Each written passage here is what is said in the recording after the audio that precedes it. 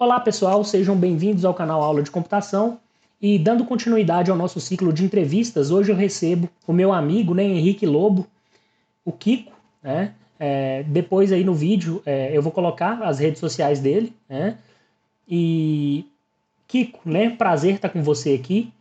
O Kiko hoje ele é CEO e CTO na iTexto, lá ele divide o cargo de CEO com a Nana, né, que é a esposa dele. E eles comandam lá com muita maestria a empresa, né? Muito bacana. Eu conheço a seriedade do Kiko, né? Sei como ele trabalha com seriedade, a ética dele. Então é um cara que eu tenho imenso prazer em receber aqui. Kiko, prazer em recebê-lo. Se apresenta para o Valeu. pessoal aí, né? Só uma coisinha, a gente se conheceu, né? Onde que a gente se conheceu? A gente se conheceu em Belo Horizonte, em 2011 ou 2012. Não, foi exatamente 2011, 2011 e 2012 nós trabalhamos juntos na ETEG, né, na época, Uhum. e aí nossa amizade continua até hoje, aí a gente sempre tá trocando ideias. Se não fosse essa pandemia, a gente já tinha saído para tomar umas, né, Kiko? Mas, Na hora. infelizmente essa pandemia não deixa. Kiko, se apresenta aí, né, fala um pouquinho da sua jornada aí, antes da gente partir para as perguntas aí. Se apresenta pro Ah, pessoal aí. bom, essencialmente eu sou um programador, né? Só que um programador mais experiente, assim, porque eu já tenho mais de 20 anos, assim, de experiência programando, né?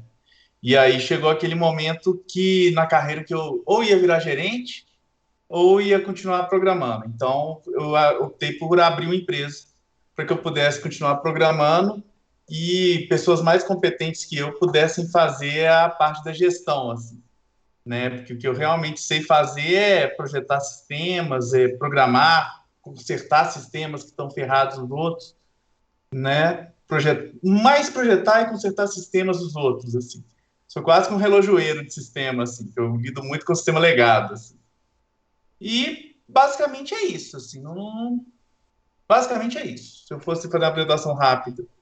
Ô Kiko, e as stacks que você mais curte trabalhar? Eu sei um pouquinho, mas basicamente assim, você tem uma gama de linguagens, você tem uma facilidade enorme para trabalhar aí com uma grande maioria de linguagens, mas hoje o que assim, seu gosto, acho que sua paixão me permita falar isso, mas é o Java, né, Kiko? Você domina de cabo a rabo, né? Tipo assim, sou engraçado hoje, mas assim, quando Java apareceu foi em 96, né? E eu peguei aquele Java de 96, o Java 1.1. Tinha 1.0, mas era outro mundo, entendeu? Não era igual hoje, assim. E meu sonho era ser programador Java. O mais incrível que possa parecer para muita gente, assim, era ser programador Java, mas eu não conseguia ser programador Java, porque na época não tinha tanto mercado para isso, né? Aí, tanto é que eu tô até hoje no Java, então eu tenho 42. Comecei em 96, 25 anos de Java, mais metade da minha vida foi passado na JVM, então. Assim, então eu vi toda a evolução. Mas eu não diria que Java é minha favorita, não. Porque, na verdade, eu não tenho uma favorita.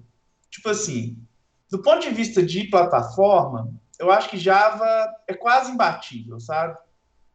Reclamam demais, mas, assim, claramente as reclamações que eu vejo é de gente que não conhece a fundo a coisa, Exato. sabe? E aí tem aquelas dores iniciais, né? Programação é assim, as pessoas, elas muito mais interagem do que estudam programação. Então, a primeira vez que elas passam aperto, elas começam a falar mal da coisa, né? Mas tem várias stacks que eu adoro, assim. Eu gosto muito de Java, eu acho fenomenal. Dentro do Java, tem Groovy e Grails, que eu acho, assim, até hoje dos frameworks mais poderosos que eu já encontrei, assim. Outros stacks que eu acho particularmente interessantes, assim. Eu comecei a aprender Rust. Tô gostando muito, assim, de Rust. Rust é a linguagem do momento aí, né, Kiko? Assim, muita gente comentando e assim, É, e ela não, e não só porque assim, é chato a gente falar essa questão de muita gente comentando, mas cientificamente Rust tem crescido. Você tem visto alguns artigos que estão trabalhando com Rust e testando a capacidade técnica da linguagem e tem saído muito bem. ser bem sincero com você, eu nem acompanho o que falam de Rust, assim. Eu comecei a aprender Rust porque ele abriu as portas para mim para um troço que eu sempre quis fazer, que foi Systems Programming, né? Que é uma programação de baixíssimo De nível. baixíssimo nível, sim. Então, por exemplo, se eu quiser escrever um sistema operacional em Rust, parece que eu consigo. Entende? Então, assim, isso eu achei bacana, assim, sabe? Poder lidar com algo. E também devo confessar que depois de tantos anos no JVM, você começa a entediar da coisa. Então você tem que pegar coisas diferentes para você não ficar bitolado naquilo. Uma outra stack que eu acho assim fenomenal é Ruby on Rails. Ruby on Rails assim, eu acho fenomenal o que eles criaram ali, sabe? A comunidade É uma e comunidade forte. as bibliotecas que eles têm, algumas das soluções eu acho assim incríveis mesmo, sabe? Eu gosto muito de algumas coisas em JavaScript, apesar de que eu não é uma plataforma perfeita, longe de ser perfeita, mas eu curto algumas coisas, eu gosto de Node, eu acho interessantíssimo assim. Eu curto as coisas que se faz no browser também do lado do cliente. Então, do ponto de vista de front-end, eu sou uma putaria. Eu literalmente pego tudo, assim, eu não tenho um favorito, sabe? Não tem. Tem outros também que eu acho que merecem atenção e que são ignorados. Por exemplo, VBA. VBA que ninguém fala, assim. Para quem não sabe, VBA é quando você tem um Office, assim, você aperta Alt F11, você vai ver que abre uma ideia de desenvolvimento, assim, que é para você escrever As macros, né? automações dentro do Aquelas Office. as macros do Office. Por uns 5 ou 6 anos da minha carreira foi escrever em VBA. Então, assim, eu escrevia muita coisa em VBA, assim, eu achava fenomenal. Delphi. Delphi também, apesar de ter um esquema de licenciamento, assim, escroto, eu acho incrivelmente produtivo. É uma arminha secreta, assim, mas agora tem um cara chamado Lazarus, que finalmente está ficando decente também, que é massa. Ah, Python, tem algumas coisas no Python que eu gosto demais. A gente faz uns trabalhos de P&D e a gente começou a usar Python, assim. Então é ótimo, porque eu consigo conversar com a equipe de pesquisadores, a gente consegue nivelar tecnicamente, sabe? Sim. Então eles programam em Python, eu programo em Python na minha ponta também. Então isso é massa também, sabe? Sim. Python eu acho bacana. PHP, eu curto PHP, o pragmatismo do PHP, eu acho uma coisa assim incrível, sabe? Tipo assim, como é que o cara faz um CMS em PHP? Você pega o WordPress, é um exemplo assim, de sensibilidade aquele negócio com PHP, eu acho incrível, assim, incrível. Tem muita plataforma que eu acho assim incrível, por exemplo, tem as que eu sonho trabalhar também, né? Tipo assim, que são sonhos de consumo, por exemplo. Meu sonho de consumo é fazer algo com seu C++. Sempre quis, assim, eu acho chiquérrimo, assim. O cara que programa em C e C++, sabe? Tem até aquele conhecido nosso Júlio, que trabalha com C++. Eu acho chique demais ele trabalhando com C++, sabe como que ele conta os troços, conhecimento que o cara adquire, assim, sabe? De baixo nível, eu É, acho... é o mais ali próximo do baixo nível antes de assembly que você pode chegar. Pois é, e eu acho, assim, maravilhoso, sabe? Assim, um dia eu quero fazer um troço útil em C++. Tem também aquelas linguagens, tipo assim, Muita que eu acho aplicação, que... muita Hã? aplicação de visão computacional, viu, Kiko? É, Com o OpenCV, né, que é feito no C ali, porque tem tanto não o sabia. OpenCV com Python e com C. Cara, é uma biblioteca excelente, dá para você fazer muita coisa de visão, de aprendizado de máquina com o OpenCV, tá? Muita coisa, bacana. Isso eu ficava impressionado. Assim. Tem muita plataforma legal, sabe? Tipo assim, tem aquela que se domina mais, sabe? Tipo assim, eu literalmente sonho com bytecode, assim, porque você chega num momento, depois de muitos anos, mesmo sem estudar muito, como você vai lendo a respeito, você vai pegando, assim. Mas tem essas plataformas, tem umas plataformas que eu acho incríveis, por exemplo. Comecei a olhar Go, achei bacaninha, mas mas essas que eu falei, eu sei que são muitas, assim, mas assim, é porque elas fazem meio que parte do meu dia a dia, sabe? E eu sempre tive muito medo de ficar bitolado numa só, sabe? Porque o que que acontece? Quando eu comecei, o que que acontece? Minha carreira tem antes, que foi a primeira e texto, que era quando, a primeira e texto, pouca gente sabe que existiu, que ele existiu de 99 até 2004, mais ou menos. Que era o seguinte, era um site que eu e um amigo meu fizemos que as pessoas publicavam textos nele. Tipo, blog antes do blog existir. Era esse Aham. negócio. E eu tinha um produto que se chamava Livreiro, que era um RP para livraria, sabe? E eu não queria de jeito nenhum trabalhar em outro lugar, porque existia aquele mito que você ia ser tipo um Bill Gates ou um Steve Jobs, sabe? Você abre sua empresa e vai por caminho próprio e trabalhar para os outros era meio pai. Aí isso foi o grande erro da minha carreira, porque o que que acontece? Como eu nunca entendi como que as outras empresas faziam e era absolutamente sozinho, porque não tinha grupos, né? Aí eu só fiz merda nesse período, assim. Eu sou das pessoas que você conhece que mais perdeu a oportunidade de ficar milionário na sua vida, sou eu. Assim, sabe? Muita coisa, assim. Aí eu fui trabalhar em outra empresa, fui trabalhar em outras empresas, e foi a melhor coisa que eu fiz, que aí eu entendi, tipo assim, então Ganhar um é pouco de assim que as pessoas conhecimento de empresa. trabalham. É, sim.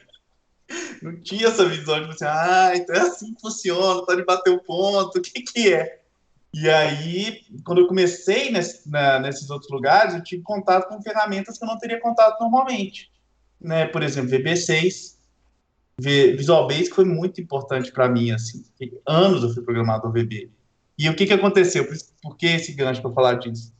Porque eu percebi que nesse meu primeiro emprego, nessa época, estava começando a pegar a web e a gente programava desktop. E nessa época, Java começou a popularizar de verdade, pelo menos na minha bolha social da época. E aí, minha bolha social da época era o quê? Era eu e os colegas de trabalho. Então, não sabia o que os outros falavam a respeito, ser bem honesto. E aí, o que que aconteceu? A galera não conseguiu sair do bebê. E a galera saiu da área. Eu percebi, tipo assim, que a galera não Entendi. conseguia pensar em outra linguagem, pensava no modo VB. Que no VB, quem já programou sabe. Você consegue, igual no Delphi, você pode montar sistemas inteiros arrastando e Sim, soltando. soltando, sim. O Primeiro Delphi RP. o Delphi tipo assim, vamos colocar avô, né, dos low code que tem hoje aí, né? Porque o Delphi fazia muita coisa e tinha os eventos lá que facilitavam muito. Eu mexi muito na Demais. faculdade, porque Uai. naquela época na faculdade era tranquilo, porque você chegava no laboratório da faculdade, né? Eu fiz faculdade de 2002 até 2006. Aí você chegava no laboratório, tinha lá. O Delphi a gente mexia à vontade. Mas depois, cara, nunca mais. Ué, por que que o RP da texto era feito em Delphi? Porque eu não sabia programar direito. Mas eu sabia, por exemplo, que eu podia arrastar o campo do banco de dados para a telinha do Delphi e nisso gerava minha tabela, meus formulários de Sim. cadastro. Tudo eu fazia nisso. E aí, cara, eu era tão ruim que eu achava bonito o código longo, saca? Então eu tinha umas rotinas nele que eram tipo assim, 15 mil linhas, sabe? Depois de um tempo eu descobri que existia o loop. Foi para 5 mil linhas e duas. Porque uma parada, as coisas arrastando e soltando. Então, tipo assim, era low code mesmo. Tinha partes imensas desse sistema que não tinha código nenhum, sabe? E é Nenhum. interessante, né, Kiko, falar que, se não me engano, que eu acho que você me falou isso, né? Você me corrige se eu estiver errado, mas você começou a trabalhar antes de fazer faculdade, não é isso? Muito antes. Muito antes isso. Muito antes de fazer Muito faculdade, antes. né? Porque você é formado em ciência da computação, não é, Kiko? Sim, sim, mas o que que acontece? Paixão, desde criança, é o computador, sabe? Que acontece? É difícil de ver isso hoje. Mas quando o computador. Eu tô com 42. Quando eu tinha 6 anos, o ano era 85, né? E naquela época, o computador era uma coisa assim, para a maior parte das pessoas, era uma coisa meio inútil e eram plataformas que não existiam, não existem mais. MSX, ZX Spectrum, Amiga, tinha uns outros também que eu não lembro o nome agora, sabe? E o computador, ele era uma ferramenta mais pedagógica do que prática. As pessoas compravam um computador para os filhos, imaginando que as meninas iam aprender a programar, mas nem os pais sabiam o que que era. Meu Uhum. pai tinha, e o primeiro computador que eu vi foi por causa do meu pai, que meu pai era radioamador. E eles usavam o computador para fazer telegrafia. Um computador chamado TK-85, que a pessoa digitava o texto, ele transformava em código Morse, mandava para onda de rádio, e eu não sei como o negócio conseguia interpretar o código Morse de volta e mostrava na tela. Então era um chat, assim, sabe? Então, criança vendo aquilo, Não, um mundo nossa, perfeito, maravilhoso. É tipo assim, maravilhoso. aquele chamariz, né, Kiko? Chama demais. Se Paixão, não me paixão. Mas engano, meu tinha pai não uns me deixava nem chegar antigamente, né, perto Kiko? disso. Tinha uns Hã? antigamente que você usava, se não me engano, tinha uns antigamente que usava TV como monitor, não era? Era a Eu TV. acho que era até esse TK-85 que seu pai usava Todos lá. eles era. Era TV. TK-85, Isso, MSX, o sinal ligava na isso, TV. na TV. Ninguém tinha monitor, entendeu? Tipo assim, devia ser Sim. caríssimo. Era tudo na TV. Ou Isso. seja, fudia a Eram visão de eram todo umas mundo. caixinhas assim, ó. É, Quadradinhas assim, ó. Né? Tipo, né? Umas caixinhas isso. tamanho da 16K de TV. RAM. Isso. É. 16K de RAM. E se ligava na TV. Ligava, inclusive, TV preta e branca para ficar melhor. Que vendia isso na época. Existia uma TV da Philips, não esqueça, chamava TX alguma coisa, que a imagem era maravilhosa. Até hoje a imagem é maravilhosa. Assim. Aí se ligava naquilo e não tinha muito o que fazer, não. Então, por exemplo, meu primeiro contato com programação é porque vinham os livrinhos, saca? Junto com o computador, você comprava na banca, meu pai tinha acesso aos radioamadores. em que vinha o código-fonte, porque você não tinha disquete, entende? Minhas filhas até tinham os cartuchos, né? Você podia salvar isso, por exemplo, numa fita, só que tinha que tocar a fita inteira, um troço assim, infernal. Então a pessoa pegava o negócio, não tinha nem sistema operacional, ele ligava no Basic. Aí você digitava o joguinho, as 1.200 linhas. E aí depois no final você apertava F5, se der certo aparecia algo na tela. Assim. Aí, cara, putz. Aí, tipo assim, nossa, quando eu crescer eu quero ser programador. Entende? E aí foi assim que começou. Então, eu comecei, aí eu fui fazer segundo grau e eu fiz um colégio chamado Cotemig, que tem em BH. Tá Só até para hoje ganhar, firme, tá até hoje firme. só para ganhar um computador da minha mãe. Aí minha mãe me deu um 486 desde 400 com 8 megas de RAM. E HD de 850 megas, se não me engano. Não, era menos. Não lembro, era pequeno. E aí, o que que acontecia? Foi aí que eu comecei a programar mais profissionalmente, entendeu? E isso foi muito antes de ir para a faculdade, muito antes. Mas a gente não tinha acesso às coisas também, entende? A gente aprendia a programar com arquivo de help, que era literatura acessível, que era tudo muito caro, muito fora de mão para mim. Não, não acho que isso nem só para você, eu acho que para qualquer pessoa no Brasil naquela época, né, Kiko? Eu acho que o Brasil teve uma época que era, acho que principalmente na nossa infância, as coisas eram um pouco mais difíceis de chegar aqui no Brasil, né? A gente não tem essa. O mundo não era globalizado. A gente começou a ter globalização quando a gente foi para o ensino médio ali, mais ou menos, que começava a se falar em globalização. Na verdade, globalização mesmo veio nos anos 2000, que a gente É, começou a ter acessibilidade de muita coisa, né? Nos anos 2000 ali, que o Google, quando ele começou, eu lembro que quando ele começou a ficar forte, que a gente ainda, o Gmail ainda tinha convite, eu estava na faculdade, acho que era 2004 ou 2005, o pessoal falou, nossa, já tem convite para Gmail, ali a gente já estava começando a web, já começava a se falar em Java, ali já sim. começava a falar em Java forte, Java estava muito forte já naquela época, 2004, 2003, estava tava começando a crescer bem. Mas, ô Kiko, antes da gente partir para outras perguntas Uhum, técnicas, é, assim, eu estava conversando, né, tanto com o Sérgio quanto com o Léo, que foram outros entrevistados, e conversei também, porque né, o convidado da última semana, que é o Leonardo Fiedler, o Caveira Dev, uhum, todos eles falaram uma coisa. Tem uma pergunta que eu faço no final, que eu vou te fazer, que é, mas não é para você responder agora, que é como uhum, você quer estar daqui a 10 anos. uhum, E todos eles falaram que querem ter uma empresa, todos eles pensam em abrir uma empresa. E eu acho que uhum. muita gente na nossa área tem esse desejo. E aí, como que você conseguiu realizar o desejo, assim, você conseguiu realizar algo que poucos conseguem realizar, que é ser dono da sua própria empresa. Uhum. Então, assim, primeiramente, como que é ser dono de uma empresa? Isso te satisfaz pessoalmente, profissionalmente? Você se sente feliz? Como que são as sensações que você tem como de tipo assim, de achievement mesmo, né? De aquele achievement que você conseguiu ali na vida e assim, quais são os perrengues e as coisas boas que você passa ali como desenvolvedor, né? Porque você é desenvolvedor, eu sei que você Uhum. trabalha como desenvolvedor, não passa um dia que você não programa ali dentro da texto. Não, tem vários. É, Tipo um programa. claro, deve ter aqueles dias daqueles problemas, mas Uhum. assim, na maioria do tempo você programa porque você é um apaixonado por programação, eu Aham. sei que você é, mas assim, quais são, né? Se você está realizado hoje, se você está feliz com isso, e Uhum. quais são os perrengues, por enquanto, como empresa, não parte técnica de desenvolvimento, quais os perrengues e as coisas boas que você tem como empresário hoje, né, um dono de fábrica de software hoje no Brasil, né?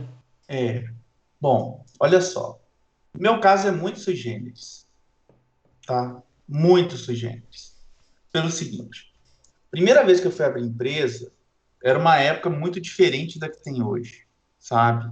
E a primeira empresa, ela falhou de maneiras absurdas, porque eu realmente não sabia nada. E foi o erro profissional da minha vida. Se eu tenho um erro na minha vida profissional, foi, em vez de chegar e ser arrogante, achar que trabalhar para os outros era ruim e fosse trabalhar no mercado, eu acho que eu teria hoje muito mais à frente. Muito mais à frente. Então, eu até falo para quem está começando, cara, não faça isso. Você não sabe o que é uma administração, você tem que.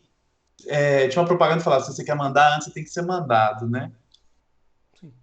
Tem que começar de baixo, sabe? Entender essas coisas são muito importantes. E depois eu fui para o mercado, e minha ideia, quando eu fui trabalhar, era o quê? Eu vou para o mercado não para trabalhar com as outras empresas, eu queria entender como as outras empresas funcionavam para poder abrir a minha. Por que essa sanha, né, de abrir empresa? Porque meu background familiar é completamente diferente da maior parte das pessoas. Meus pais são artistas plásticos. Ninguém teve chefe na vida. Todo mundo era profissional liberal desde sempre, entende? Então é um background muito diferente. Depois, quando eu fui trabalhar nas outras empresas, eu gostei demais, porque tinha esse plano inicial de aprender como que as empresas funcionavam para abrir a minha. Mas o tanto que eu aprendia todo dia era enorme. Tanto é que eu não acreditava que os caras me pagavam salário. É curioso isso. Eu, quando eu ia fazer entrevista de emprego, eu queria tanto aprender esses negócios, não recomendo que ninguém faça isso, mas eu pegava o valor e jogava lá no chão. Sabe? Tipo assim, eu quero trabalhar nesse lugar, vou jogar meu valor lá no chão para aprender como é que é isso. E quando eu fui abrir empresa, eu fui meio que jogado nisso para abrir empresa, tá? Porque o que acontecia? Eu estava saindo do meu último emprego, não estava muito legal lá, e ao mesmo tempo, quando eu olhava ao redor, assim, eu não via muito lugar em que eu queria trabalhar. A verdade é essa, assim, eu não via muito lugar em que eu queria trabalhar. Então, o que eu fiz foi abrir empresa. Tipo, no modo foda-se, no pior ano possível que alguém podia abrir empresa, eu abri, que foi 2015. 2015 teve uma crise financeira que quebrou todo mundo. E por que eu abri empresa em 2015? Eu não, se eu tivesse noção que as empresas estavam quebrando, eu acho que eu não teria feito isso, tá? Mas eu já tinha uma formação mínima para entender onde que podia dar certo e onde podia dar errado, sabe? Isso era claro. E eu tinha vários planos de negócio escritos mesmo, sabe? Fazia planejamento disso todo santo dia. Era uma obsessão, assim. Então, o que acontece? Eu também não queria abrir empresa que só parece ser empresa. O que eu quero dizer com isso? Eu mais 3 amigos sou sócios, vamos abrir uma empresa. Para mim não é empresa de verdade, tá? Empresa de verdade para mim é aquela que você paga as pessoas CLT, sabe? Que você paga todos os seus impostos, sabe? Que você entende como que a coisa funciona, porque nesse caminho, muita coisa que eu vi era empresa que o cara ia pagar o primeiro CLT e quebrava. O cara ia pagar o primeiro imposto, ele não fazia as contas, e ele quebrava. Então era uma realidade muito diferente. E uma coisa também importante é o seguinte: nesse período que você trabalha para o outro lado, você tem muita visão de um lado só do balcão, é uma visão muito tendenciosa, muito limitada, sabe? E talvez por questões históricas, a gente sempre vê de uma maneira tendendo para o negativo a figura do superior hierárquico, o dono da empresa, o gerente, seja lá quem for. E quando eu abri a empresa, foi uma coisa, em 2015, quando a gente foi abrir, foi uma coisa assim. De repente, eu estava atuando na ITESC. Eu tinha recebido um dinheiro de uma herança, aluguei uma sala, e eu peguei todo o dinheiro dessa herança, era R$ 14.000. Gastei na reforma dessa sala, e eu tinha que fazer alguma propaganda da empresa, eu não sabia o que era. Eu estava terminando meu livro de Grails. Falei assim, então vou pegar esse dinheiro, vou terminar o livro de Grails, quem sabe eu consigo prestar consultoria nisso. E aí as pessoas descobriram isso e começaram a me procurar. E assim começaram os clientes. Mas foi uma situação sui generis. Entende? Tinha um planejamento, mas o momento foi adiantado, sabe? O momento foi adiantado. Como dono de empresa, é muito bacana do ponto de vista de uma certa liberdade técnica, quase absoluta do que você vai ter. Não é absoluta porque você tem as restrições do mundo real, né? Algumas coisas são mais difíceis. Por exemplo, você começa a falar menos publicamente, porque a responsabilidade cai em cima de você, sabe? A partir do momento que a primeira pessoa optou por trabalhar com você na sua empresa, você tem uma responsabilidade monstruosa com essa pessoa porque ela está pegando a carreira dela e está apostando naquela sua empresa. Então, o que acontece? A responsabilidade bate. Você tem que ter esse senso de responsabilidade. Então, você começa a pensar duas vezes antes do que você vai falar. E você começa a perceber que você está do outro lado do balcão. E isso é muito difícil cair a ficha, sabe? Que você, por mais que você esteja fazendo a mesma coisa que seus colegas de trabalho, você nunca vai ser a mesma coisa que eles, porque eles dificilmente vão te ver do mesmo nível, entende? Então, qualquer coisa que você fala fora de tom, ele tem um peso que não é normal. Não é normal. Então, as pessoas, antes de elas pensarem em abrir empresa, elas têm que pensar nessa questão da responsabilidade, sabe? Uma frase que você fala, uma brincadeira que você faz, Sim. todo mundo tem os seus preconceitos. Por mais legal que você seja na internet, você tem. É Sim. estrutural isso, sabe? Uma frase que você fala pode chatear muito o outro lado, sabe? É algo tipo assim, por exemplo, eu sou muito expansivo. Então a pessoa chega na empresa, eu já aviso, olha, eu falo sozinho, eu grito sozinho, eu tenho os meus tiques, mas eu sei que isso assusta. Então, assim, tem esse ponto. E outra coisa também, você trabalha muito mais do que se você é funcionário. Você não tem algumas garantias que você tem enquanto funcionário. Por exemplo, eu não tenho salário garantido, entende? E eu não tenho algo que me proteja nesse sentido, sabe? Então, o que acontece? Você trabalha muito para poder gerar valor que justifique o salário das pessoas que estão trabalhando com você e para que talvez você consiga ganhar alguma coisa também nisso.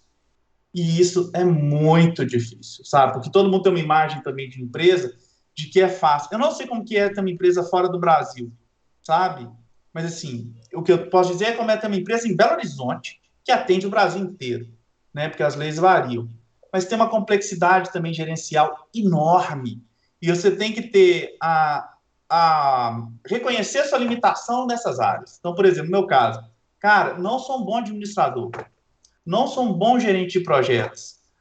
Dana, vem aqui e me salva nisso, entende? Você passar para uma outra pessoa que tenha essa competência que você não tem, sabe? E também, tipo assim, já tem que começar, na minha opinião, pensando sempre em se tornar obsoleto dentro da empresa, porque enquanto você estiver sendo a pessoa principal, cara, não tem como crescer. Você tem que buscar sempre que as pessoas são muito melhores que você, sabe? Dá satisfação? Dá uma satisfação enorme. Mas tem um ônus aí que é importante as pessoas saberem, sabe? Existe uma liberdade no CLT em não ser o dono da empresa, que o dono da empresa não tem, sabe? Assim, por exemplo, você poder trocar de emprego mais facilmente. Isso pouca gente fala. Ah, esse lugar aqui tá uma bosta. Ah, mas eu sou programador, o mercado tá aquecido. Beleza, vou embora daqui, eu sei que eu vou ser empregado lá na frente. São poucos momentos históricos que eu vi que gente ruim de serviço não pegava emprego, sabe? Poucos. Eu dizer que eu falo dois, assim, no máximo. 2015, quando eu abri a empresa, por curiosidade, foi um desses anos, e 2008, que foi o ano do crash mundial. Foram os 2 anos pesados. 2015, só para contextualizar, um ano depois, foi o impeachment da Dilma. Era um período de instabilidade. Quem viveu 2015 sabe. É um período que o governo não conseguia governar aqui, né? Tanto é que todo tendo golpe, A gente né? ainda está num período de instabilidade, né, Kiko? Só que Não, agora, o atual agora a gente tá num período de instabilidade para algumas áreas. Para a nossa área de TI, não, porque com a questão da pandemia, os processos tecnológicos aceleraram. Então, quem não tinha migrado para tecnologia está indo. Então, muita empresa demandou serviços de outras empresas de TI e elas, obviamente, contrataram muitos programadores. Empresas de tecnologia estão surfando. sim, mas pode mudar, né? A gente vive uma situação anômala. A não ser mudar, a não ser que a gente chega num nível que os processos e os sistemas estão bem, estão caminhando bem, precisando de talvez de pouca manutenção, e aí haja uma baixa demanda por programadores, algo desse tipo. Mas Eu acho que vai acontecer algo assim. É algo anômalo. Então, a gente vive período anômalo, sabe? É um período grotesco, horrível, não tem coisas boas acontecendo, sabe? As pessoas estão sem noção de realidade, isso tem que passar, entendeu? Mas tem isso. E outra coisa também que é importante a pessoa saber quando ela abre empresa é o seguinte: por razões históricas e factuais, tudo que você falar enquanto dono de empresa, você vai ser visto de forma enviesada. Então, isso é importante também, a pessoa ter essa consciência. Todo mundo fala que mas tem essas coisas que tem esses preços que você paga. Então, uma opinião que eu dou na internet, às vezes, aparece alguém e fala, mas você fala isso porque você é dono de empresa. Tipo assim, sim, há um envezamento, porque você tem a sua situação corrente, claro, mas dificulta muito qualquer conversa. Então, eu falando essas coisas aqui, parece que é uma merda ser dono de empresa, entendeu? Não é. Mas Não, assim, só assim, eu sei que você vai continuar falando mais, mas então, só continuando aqui, eu sei que você vai falar mais aí sobre questão de ser dono de empresa, mas no geral, assim, uma palavra, como dono de empresa, feliz ou infeliz? entendeu? Os dois. Tipo assim, Você não fica numa montanha russa de emoções, é Kiko? uma montanha-russa, não tem como, porque o que que acontece? Tem dia que você tá de saco cheio, Kiko, você fala assim, eu não Tem, quero ir, eu não quero ir. tem. Não, agora não tem como, eu acordo no escritório. Mas assim, mas não, não é tão diferente, entende? Tipo assim, não é tão diferente. Uhum, A única vantagem é que você talvez não tenha um idiota em cima de você definir no seu futuro, uhum. tá? Por outro lado, tem o risco do idiota ser você mesmo. Então, assim, tem altos e baixos, entende? Por exemplo, período quando alguém que você gosta muito da empresa vai embora. Cara, é péssimo, entende? Assim, é péssimo, é tristíssimo, assim, sabe? Ou então, quando o momento em que alguém que trabalha com você consegue fazer algo assim fenomenal. Então, por exemplo, hoje o pessoal entregou um negócio lá que eu nem estava muito presente, sabe? Eu só fui dando estoque assim. Eu vi o resultado do pessoal assim, porra, valeu a pena isso, entendeu? Então, assim, tem altos e baixos, sabe? Por exemplo, no período atual, é muito angustiante ter empresa no período atual, apesar de ter toda essa vibe, tipo assim, as pessoas estão programando e tal, é o Brasil do Bolsonaro. É muito instável, entendeu? Tipo assim, tá tendo uma CPI, assim. É terrível, terrível, por exemplo. A gente mudou para. A gente comprou um escritório lindo pra gente. Cara, 2 semanas depois teve a quarentena. 16 de março, a gente entrou no escritório dia 2, dia 16 foi todo mundo em casa. Então, assim, dificílimo, assim, sabe? É difícil. Então, assim, e tem os momentos de glória. Os momentos de glória são incríveis. Pegar uma plataforma, por exemplo, em que cada real que o cliente investiu naquele sistema gerou 100 para ele. Já aconteceu para mim, assim, isso, mais de uma vez, assim, muito mais de uma vez. Ô, Kiko, É ótimo. e você falando aí um pouco sobre os sistemas e plataformas que você entregou, quais são, primeiramente, antes de texto, depois nós vamos para Uhum. pré-texto e texto. Pré-texto, que sistemas grandes que você trabalhou, assim, que foram acessados aí por milhares de pessoas? Plataformas e sistemas grandes que você trabalhou? Os Tá. cases aí que você trabalhou bacana. Ó, meu último emprego foi em Alcântara. Eu trabalhei no centro de lançamento de Alcântara. Assim. Eu fazia o sistema de trajetografia lá. Então, para mim, isso foi o mais perto que eu cheguei da NASA. E eu acho que foi uma das coisas mais legais que eu fiz na vida. Assim. Foi isso. Antes disso, eu trabalhei com telecom também, um tempo, não muito tempo. E eu trabalhei muitos anos com mineração, no setor de mineração. Então, eu trabalhava numa empresa que ela era responsável pelo projeto das principais construções de mineração do país naquele período. Assim. Então, eu achava assim fenomenal, sabe? Tipo assim, são sistemas que não são usados por muitas pessoas, mas que fazem toda a diferença na vida de todo mundo, assim, né? O projeto de mineração, ele cria uma cidade ao redor da mina, assim.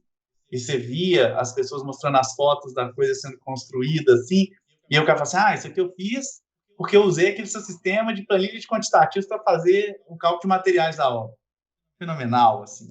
Isso aqui era o sistema de CAPEX deles, que a gente fez para CAPEX é o Capital Expenditure, quando você vai quanto custa fazer um projeto, tá?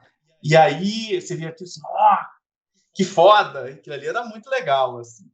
E teve o setor livreiro, que eu atuei também, que eu curtia muito, assim, que a gente fez toda uma plataforma para um RP para livraria.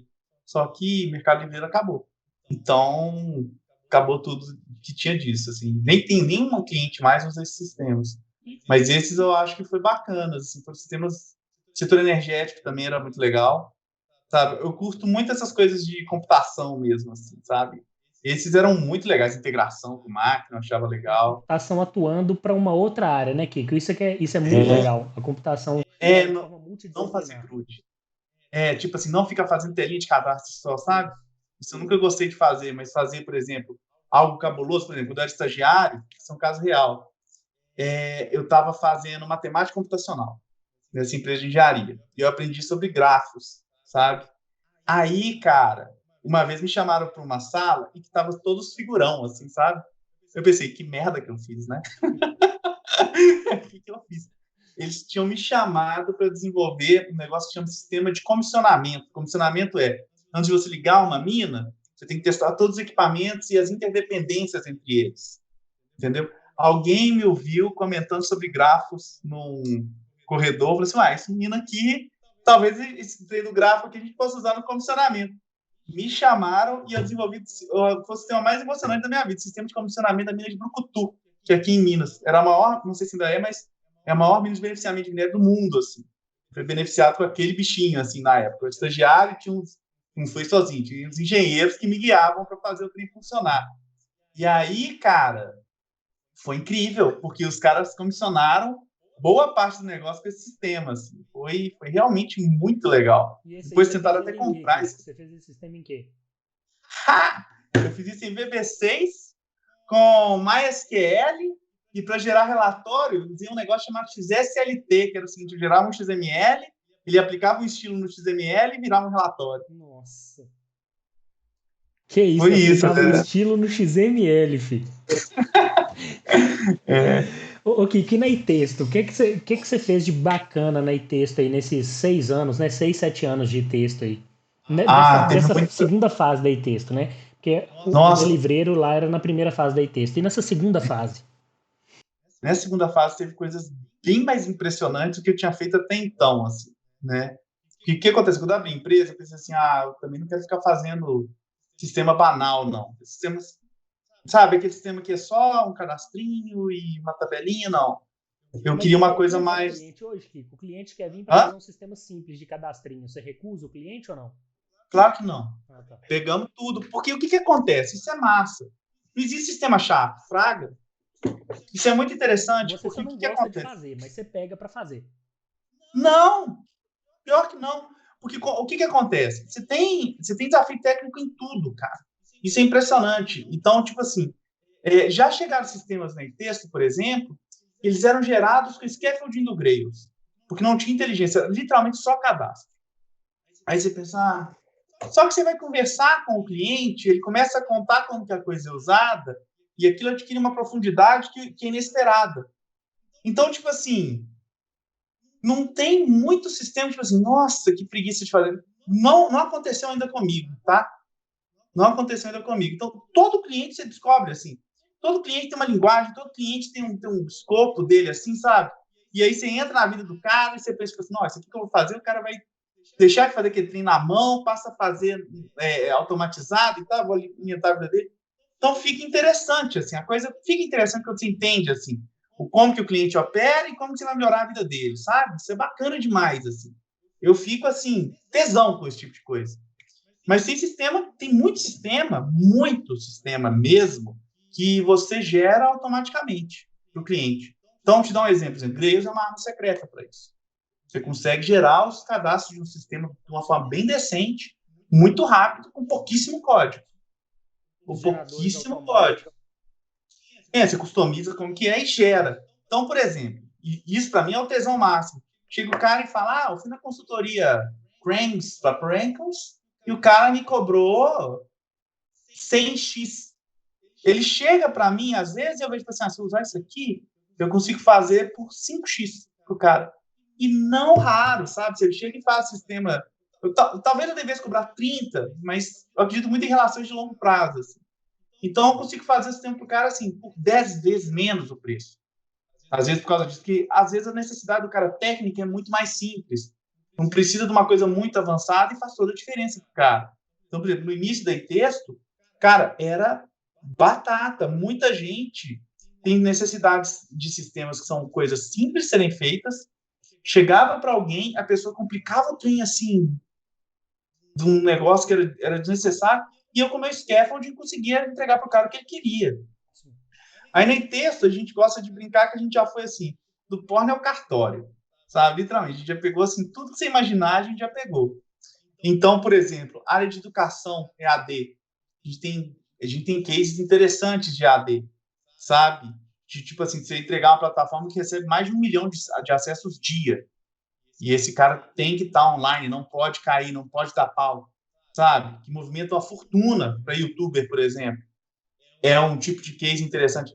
Sistemas do setor de fintechs, sabe? Setor financeiro. O setor financeiro tem muita coisa interessante para fazer também que a gente faz. E você requer ali é o tipo de setor que não requer performance, requer precisão do cálculo, né? Então, é um caso interessante também. Engenharia.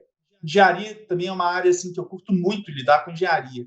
E engenharia se lida muito com matemática também, sabe? Por exemplo, coisas que você vê na faculdade que todo mundo acha, eu nunca vou usar na vida.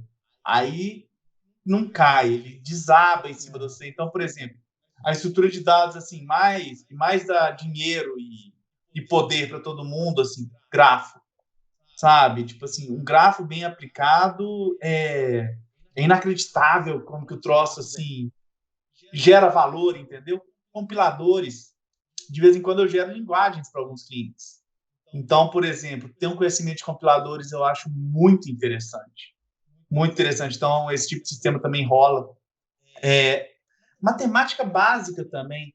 Hoje a gente entregou um sistema que converte a imagem de um mapa em coordenadas geográficas, por exemplo. É um cálculo estritamente matemático e cabuloso de ser feito, sabe? Então, se chegar, por exemplo, tem uma pessoa, o Pedro, lá no texto, é estagiário. Hoje meu olho brilhou vendo ele fazendo isso. Assim. Conseguiu chegar e transformar numa coordenada geográfica esse tipo de case que eu acho muito bacana. Outra coisa que eu acho muito legal também é o setor de saúde. Saúde, especialmente depois da pandemia, tem desafios muito interessantes nisso, né? Por exemplo, telemedicina. A gente está conversando aqui por vídeo, não é conferência. Não é banal de implementar isso, assim. Não é nada banal, assim. Tem frameworks para isso, a pessoa acha que é simples. Não, definitivamente não. Você está trabalhando com sistemas de conhecimento, sistemas distribuídos, Isso. redes, você está trabalhando com threads, paralelização. Nossa, você tem muito Não, conhecimento, é velho. cabuloso, entendeu? A transferência de sinal Muita é uma coisa. coisa complicada. E tudo é muito complexo. Né? A gente teve um cliente, não é mais cliente nosso, ele internalizou o desenvolvimento, ele vendia umas aulas no curso dele e tinha, eu não esqueço esse detalhe. Sabe aquele negócio dos cursos que é marcar uma aula como favorita? Tem tudo quanto é AD, você marca a aulinha, Sim. vai lá e marca uma aula como favorita. É o tipo de coisa que, tipo assim, você pensa assim, isso aqui é banal, é um favorito. É muito banal quando o seu EAD não é muito acessado, mas quando ele recebe, por exemplo, no período de 1 hora, 300 mil acessos, 500 mil acessos, Já é outra coisa. é outra coisa, entendeu? E aí entra aquela base da faculdade que faz toda a diferença do universo, assim, sabe? Você entender como que você otimiza um trem, porque um problema que você tem hoje é que, por exemplo, eu fico vendo os vídeos na internet do pessoal que vende curso, assim, né?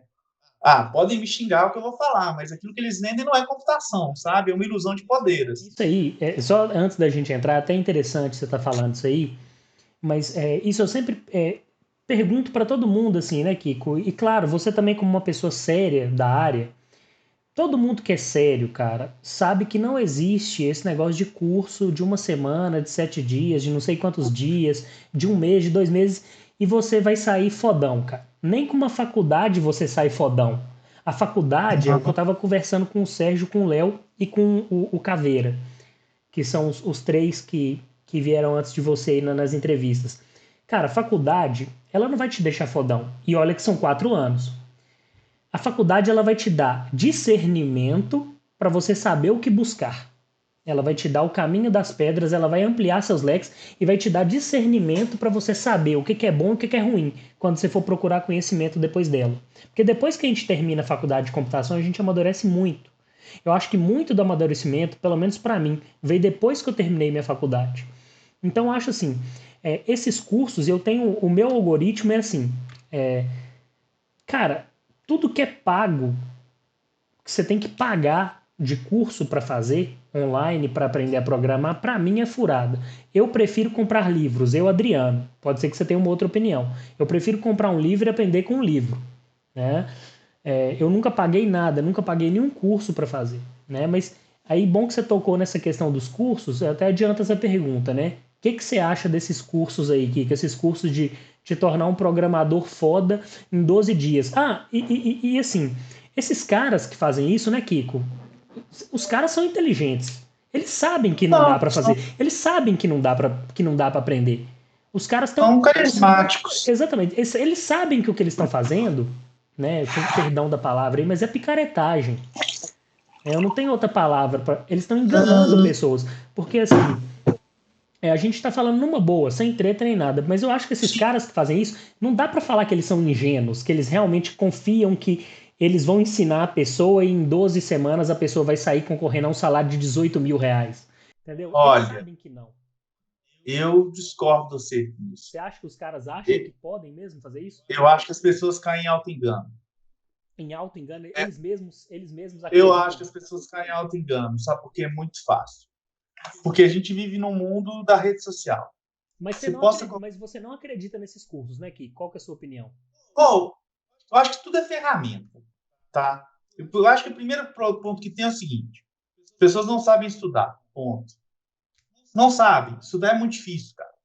Muito difícil. E por que eu digo isso com muita segurança? Porque o pilar da minha empresa é estudar. E todas as pessoas que entraram descobriram que não sabiam estudar comigo, sabe? Porque o que acontece? Meu background nem é em computação. Meu primeiro curso foi filosofia. E filosofia, a única coisa prática é aquele negócio de metodologia científica. Então, fazer bibliografia, colocar coisa na BNT, é comigo, entendeu? Da filosofia eu não sou bom, mas assim, essas partes de poder organizar o estudo, isso aí eu sei fazer por causa dessa base. As pessoas, elas não sabem estudar mesmo. Estudar é muito difícil, sabe? Tem um filósofo que é o Hegel, que ele fala que as pessoas, elas têm elas têm que ter elas não podem ter a preguiça do conceito, sabe?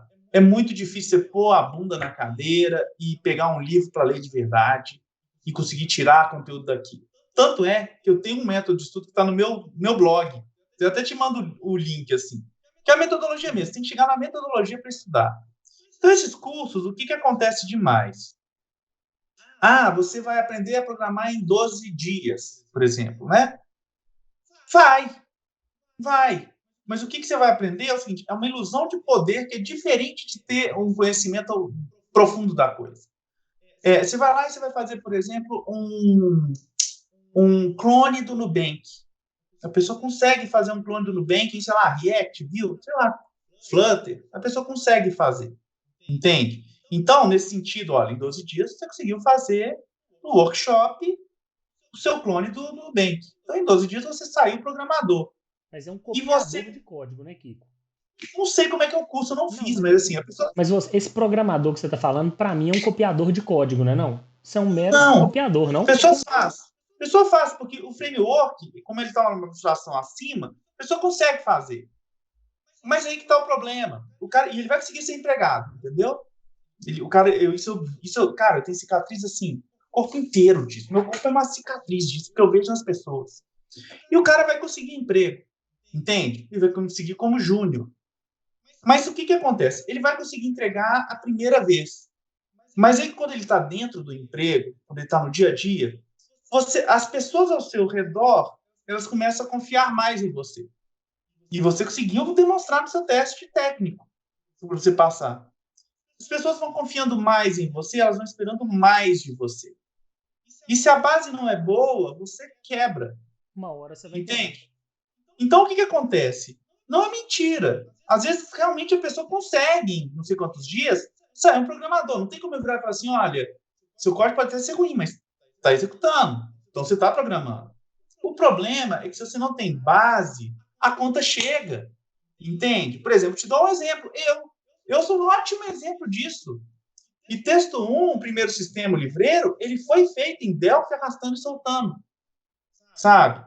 Quando chegou o bicho para pegar e tinha bugs cabulosos para fazer, eu não tinha base. Não tinha base. Eu tinha um sistema, por exemplo, chamado Matchmaker, em BB6, BB3. Era um software matemático para resolver problemas matemáticos. Todos os problemas de segundo grau, os caras fizeram até mestrado me citando. Cara, era arrastando e soltando e formulinha matemática. Quando precisava fazer algo além, não tinha base. Quebra. Então, assim, tem que saber. Então, eu acho que, tipo assim, eu acredito muito, eu compro de vez em quando esses cursos, assim, mas eu sei como usar eles, entende? Dentro de uma metodologia de estudo. Para que eu compro um curso desse? Eu compro para pegar os macetes do cara. Então, por exemplo, uma coisa é eu ler a documentação e eu recomendo. Nem recomendo que o cara compre livro hoje. Eu acho que o cara tem que pegar a documentação primária, entendeu? Pega a documentação primária, ela me dá um modelo teórico, às vezes um pouco prático, mas quando eu vejo o cara usando, é meio como aqueles vídeos do marceneiro trabalhando, sabe? Então eu vejo o vídeo meio tipo assim, para pegar o jeito que o cara tá fazendo, entendeu? Mas sozinho não rola. O problema é, sim, o cara vai conseguir. E aí vão ter os como é que se chama? Os testemunhos, né? A fotinho do cara, assim, falando que conseguiu, igual aquela foto do cara que tava gordinho e ele tá musculoso, sabe? O cara contando. É verdade, ele consegue, mas ele não tem uma base. Essa base dele, se ela não for construída ao longo do tempo, ele quebra. Então, qual é o problema que eu vejo? O cara chega, ele fala muito de frameworks, né? O cara tem até. As pessoas têm até um jeito de falar que é engraçado assim. React, Vue, Node, não sei o quê. Está na hora de você tomar um rumo para a sua vida. Beleza. O cara sabe o que é React, Vue, tá. Mas, por exemplo, o cara vai aprender. Eu fui teste técnico na pessoa que eu fiz outro dia. O cara chegou para mim e fez o teste dele e fez em Ionic. Mas ele conseguiu fazer em Ionic bonitinho, os cards bonitinhos, era visualmente bonito. Mas o código por trás era ruim. Por quê? Porque o framework te dá essa ilusão de poder. Com muito pouco você faz isso.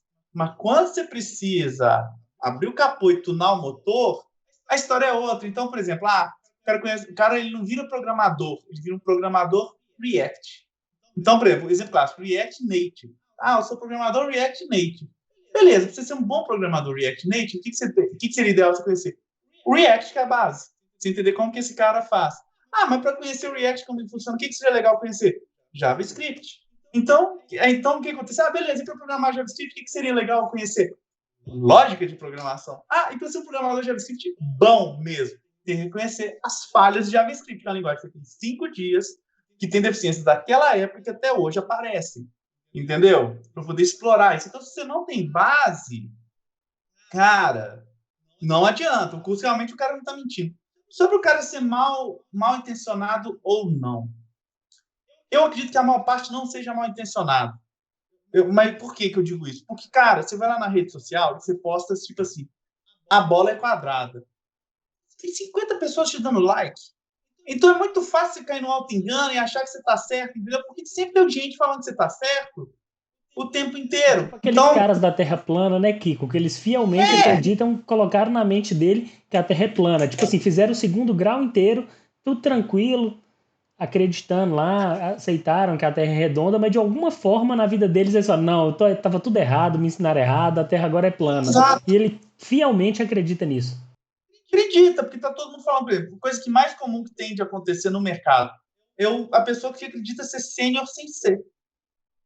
Isso acontece demais. Você vai trabalhar numa empresa enorme, talvez você seja incompetente e não saiba, porque você está diluído numa área enorme, entendeu? Aí você vai trabalhar numa empresa menor. Sabe, eu passei por isso como dono de empresa, eu posso dizer assim. E aí você percebe que os problemas são mais pesados e que sua ação tem um efeito mais intenso, entendeu? Então isso acontece. Vou perguntar um negócio aqui. O que você acha? Porque agora tá tendo muito esse movimento de pessoas entrando na área de TI por causa desse boom, né, da área de programação, por causa desse boom aí de vagas que tá tendo. Tem muita gente entrando sem faculdade. Então, primeiramente, depois eu vou te fazer uma outra pergunta, mas o que você acha dessa galera entrando sem faculdade? Tá, já vou emendar com outra pergunta. Qual que para você, que fez uma faculdade de computação, qual que é a importância da faculdade para você? Qual que é a importância da faculdade para todo mundo, que você acha? E o que você acha dessa galera entrando sem faculdade pro longo prazo aí da área nossa, cara? Principalmente no Vai. Brasil, tá? Principalmente no Brasil, porque lá fora não tem muito, não. Lá fora, a maioria da galera tá com faculdade. Quem entra na área lá, a maioria. Até porque lá fora tem mais educação, né, Kiko? Tem mais. Lá fora, em países de primeiro mundo, Tem mais tem recursos. mais recursos e o pessoal tem mais acesso a fazer uma universidade. Mas o que, que você acha disso aqui no Brasil, cara? Porque no Brasil, assim, tá um negócio assim. O pessoal tá surfando nessa onda aí. Né? Você Olha, vê dentista, vê advogado indo pra área, muita gente. E aí? é trágico. Eu acho uma tragédia, tá? Eu vou dizer por experiência própria, tá? Eu comecei a programar sem faculdade, tá? O que me lapidou, sabe, e que me melhorou como profissional, mesmo, e eu vou te ser bem sincero, eu fui péssimo aluno na faculdade. Minhas notas eram medíocres para baixo, assim. Tanto é que quando eu fui fazer matemática computacional, como eu não tinha base, cara, foi um fracasso absoluto. Tipo assim, tirar 4 em 100 cálculo. A falta de base era assim, era sofrível. Depois que eu fui aprender matemática de novo, aí eu fui para ciência da computação, entendeu? Eu acho que faculdade, ela é muito boa para duas coisas. Para te lapidar e para você ter contato com materiais que você não teria de outra forma, sabe? Que não teria. Se você acha que você vai ter contato com materiais que são as pessoas bonitas do YouTube falando, cara, você não tem. É o professor que indica um paper, um livro, sabe? E tem muita coisa também de você ir na biblioteca e encontrar o livro por acaso. Não sei se ainda tem biblioteca na faculdade, mas Tem, sim, tem. isso é importante. Então, isso eu E acho que a graças a Deus são faculdade, disputadas a tapa. Os livros, e graças a bom, Deus, ainda são disputados a tapa. e bom, porque isso eu acho bacana, sabe? Então, por exemplo, os livros mais importantes da minha vida foram descobertos assim, sabe? Um professor mencionava, aquele negócio ficava na cabeça, eu ia na biblioteca e encontrava aquele livro. E aí do lado dele tinha um outro, e esse outro que era o lance para mim. Então a faculdade já serviu para me dar essa base também, que mesmo sendo um aluno muito ruim, né, eu nunca vou ter uma vida acadêmica decente, eu não acredito que eu vá ter, assim, sabe? Eu vou até voltar à faculdade agora, assim, para fazer umas pós aí, mas não sou um bom aluno. Mas ela te dá essa base para você saber procurar, pelo menos, pesquisar. E ela tem um outro fator que eu acho fundamental, que é o seguinte, e aí vão jogar pedra em mim quando eu falar isso, mas eu acho que a faculdade ela serve para incentivar, te mostrando esses conteúdos, e mais importante, a faculdade te desincentivar e mostrar que aquela não é sua área. Eu acho que tem uma questão ética dos professores aí. O professor tem que dar bomba, sabe? Para poder pegar uma pessoa e mostrar, tipo assim, olha, não é a sua. Aí, eu tentei fazer música. Eu tenho uns violões aqui atrás. Eu seria um bom músico? Não. Então foi ótimo, por exemplo, nem consegui fazer um teste de vocação, né? O teste prático na faculdade de música para entrar, para não conseguir entrar.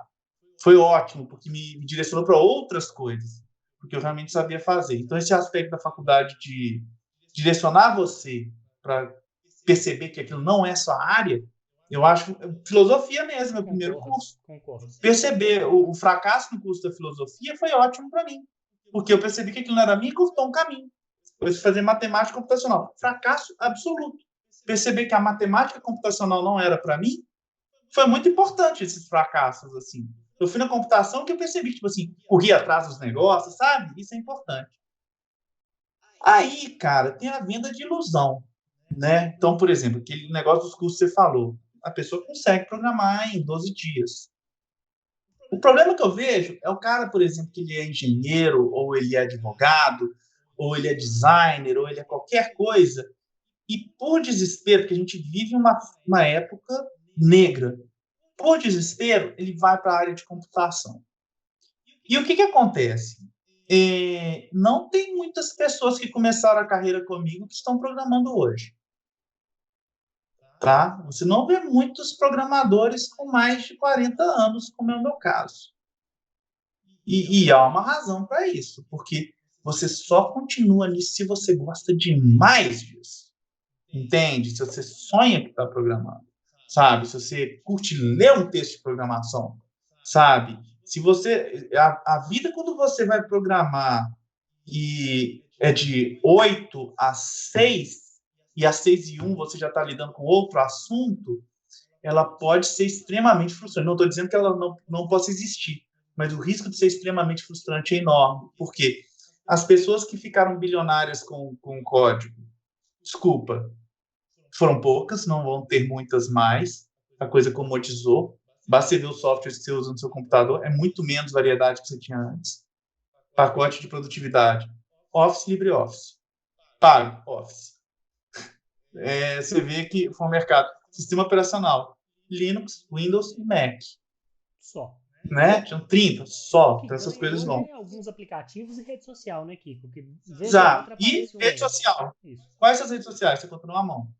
Então, assim, e programar pode ser muito tenso.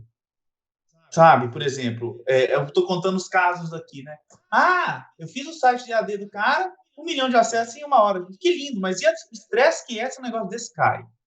Você vai ter o sangue frio para poder segurar esse negócio? É muito difícil. Eu tenho sangue frio para fazer isso, mas assim, depois de passar por umas situações terríveis, entendeu? Então, é uma vida de frustrações. Então, será que as pessoas sabem que vai ter isso? Por exemplo, as pessoas que estão sem base entrando em computação, será que elas sabem que elas estão igual sapo sendo cozido, que as pessoas uma hora vão pedir mais delas e talvez elas não deem conta? E que, por exemplo, qual que é o problema que você tem? O cara, qual que é a grande lance da faculdade, na minha opinião? A faculdade te dá vocabulário, manja. Você vai, por exemplo, programar, você para de apontar para coisa. Não, você vira assim, não, eu quero um compilador de 2 passagens.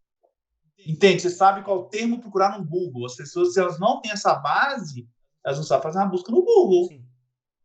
Elas não conseguem entender um texto. E aí vende-se essa ilusão toda e salários que são inflacionados, sabe? São salários que são inflacionados e muita ilusão sendo vendida, muitos cases que são fora da realidade. O que acontece? Um case que aparece, fulano está ganhando 50 mil euros por segundo ao quadrado. Cara, é Teve uma matéria daquela revista que falava que os salários de programadores eram imensos. Chegou um cara no texto com currículo, ele só tinha feito estágio, ele pediu 8 mil reais de salário. Eu falei assim, não tem como pagar esse salário para você, porque você não tem experiência. A pessoa saiu putíssima. É um mega salário para um estagiário, hein? Só tinha feito estágio, cara, 8 mil? Você está no Brasil, 8 mil reais é muito dinheiro. É muito dinheiro. Entendeu? 5 mil reais é muito dinheiro. 3 mil reais no Brasil que a gente tem é muito dinheiro. O auxílio que a gente pagava era de 600 reais. E família saindo da miséria. Então, assim, não estou dizendo que as pessoas têm que ganhar pouco, mas a gente tem que entender que é uma realidade paralela, entendeu? Muito similar à realidade, e uma realidade que é efêmera. Por que eu digo isso? Lembra quando eu falei que eu trabalhei com engenharia? Eu trabalhava com engenharia, o piso salarial do engenheiro saindo da faculdade, se não me engano, eram 9 salários mínimos. Saia da faculdade, você tinha garantia de ter 9 salários mínimos. Teve a crise de 2008. Passou alguns anos, estava todo mundo sendo motorista de Uber, um carro chiquíssimo que comprou naquela época. Então, assim, a realidade muda muito rápido, entendeu? E eu fico com muito medo das pessoas largarem aquilo que elas são boas. Às vezes você é um excelente veterinário, mas você está num período ruim. Aí você larga esse mercado, larga tudo para apostar num sonho, um framework que vai morrer daqui a 3 anos. É o que eu sempre falo, né? Eu sempre falo nas minhas redes sociais. Tecnologias passam, fundamentos não. O fundamento fica com você a vida inteira. E quando você tem base, você tem fundamento, você muda de tecnologia, de linguagem, assim, com uma facilidade incrível. Você vai saber sozinho buscar o caminho das pedras. Eu conversei com o Léo, né, que foi a penúltima entrevista. Ele começou com COBOL, cara, lá em 2007 na BRQ. Começou com COBOL. Né? Começou com uma oportunidade de COBOL, né? Com um colega que estudava com ele na faculdade, né? Um conhecido em comum. E aí ele foi vendo, olha, ele percebeu algumas deficiências e que tinha um espaço no front-end, ele foi estudando front-end e hoje ele está como desenvolvedor front-end, trabalhando aí, mora no Brasil, mas está trabalhando fora do Brasil. Fez uma universidade, estudou muito, né? Solidificou a base dele. E é um cara que passou por Java, né? Tá estudando Rust, mostrou lá o livro dele de Rust, tá estudando muito Rust agora, que é o Léo Dutra, tá na Xteam. Trabalhou com muita coisa, né? No back-end e também no front-end. Então, assim, é o cara que sempre tá fazendo as mudanças na carreira dele, né? Tipo assim, ele fala, cara, eu se precisar de mudar, eu consigo mudar, né? Eu não fico preso à tecnologia. Mas, Teve um negócio que ele falou que é até interessante, que eu gostei, que foi o seguinte: quem tem que, igual ele falou, eu sou programador. Hoje ele está trabalhando com React. Eu gostei muito disso. Eu sou programador React. Eu tenho que implementar o que o cliente está pedindo para eu fazer. Quem tem que preocupar com React ser bom, React ser ruim, as deficiências do React lá especificamente, a paixão, vestir camisa do React, é o cara, a equipe de desenvolvimento do React lá. Eu tenho que, por enquanto, aqui programar, ver se é bom ou não para a solução do meu cliente e entregar para ele da melhor forma possível. Eu gostei muito disso. e tem outra coisa também, né? Você ficar marcado por uma tecnologia é muito ruim. Muito ruim. Então, por exemplo, por muitos anos, muita gente falava que eu era o cara do Grails e só do Grails. Péssimo. Entendeu? Tipo Você tem assim. muito mais conhecimento que isso, né, Kiko? Não. Cara, eu nem uso tanto Grails. Então, assim, isso limita você tecnicamente. Teve um tempo, uns anos atrás, existia o cara do evangelista, você Ah, lembra? eu lembro. Acabou esse negócio de falar que é evangelista. Ah, não. Tem um cara no Twitter aí que ainda fala que ele é evangelista. Um É, cabeludo, um do cabelo grandão. Esqueci o nome dele lá. sei. Tem um cara desses aí que eu vi esses Mas a dias no Twitter. Eu não pessoa sei quem que achava é o bonito nome, ser não. evangelista. Ele, Era o ele cara que fala. fazia propaganda para um gringo que nem sabia quem ele era. De graça, Não, ainda assim. tem uns caras aí que colocam que é evangelista, cara. É. E o tal do evangelista, eu achava aquilo ridículo. Não, sempre foi meio estranho esse negócio de evangelista. E assim, porque é muito fácil você ser manipulado também pelo mercado, né? A pessoa é manipulada, ela acha que ela tá na questão, não, ela é um fantochinho, assim, ser Agora, manipulado. Kiko, o evangelista de hoje é o MVP, que o cara fala que coloca lá no Twitter dele que ele é MVP. Agora me tornei Ah, MVP de alguma coisa. Tipo, toda empresa. MVP é da Microsoft, né? Tem da Não? Microsoft, tem de outras aí também, hein, Kiko. Nunca vi, Só que não. nas outras eu acho que tem na Microsoft, tem na Google. Na Google eu acho que é Google Expert Partner, uma coisa assim. Cada empresa Eu tem o nunca seu. gostei Cada disso. empresa tem o seu, velho. Cada empresa tem Eu a sua. nunca curti. Eu acho que é meio ser manipulado pelo marketing alheio, entendeu? Cara. Não, Kiko, e tem um problema, cara, que é o seguinte. É até bom você ter tocado nesse negócio de ser manipulado pelo marketing alheio. A gente tem uma mania, cara, de tipo assim. Não é a gente, né? Eu, pelo menos, eu tô bem resolvido com isso. Assim, eu poderia ganhar mais na minha vida, mais dinheiro especificamente? Poderia. Mas eu tô satisfeito com o que eu ganho hoje, eu tô feliz com o que eu ganho hoje. E quando eu vejo uma pessoa que tá ganhando mais que eu, bacana, velho, bom pra ela, eu fico feliz por ela.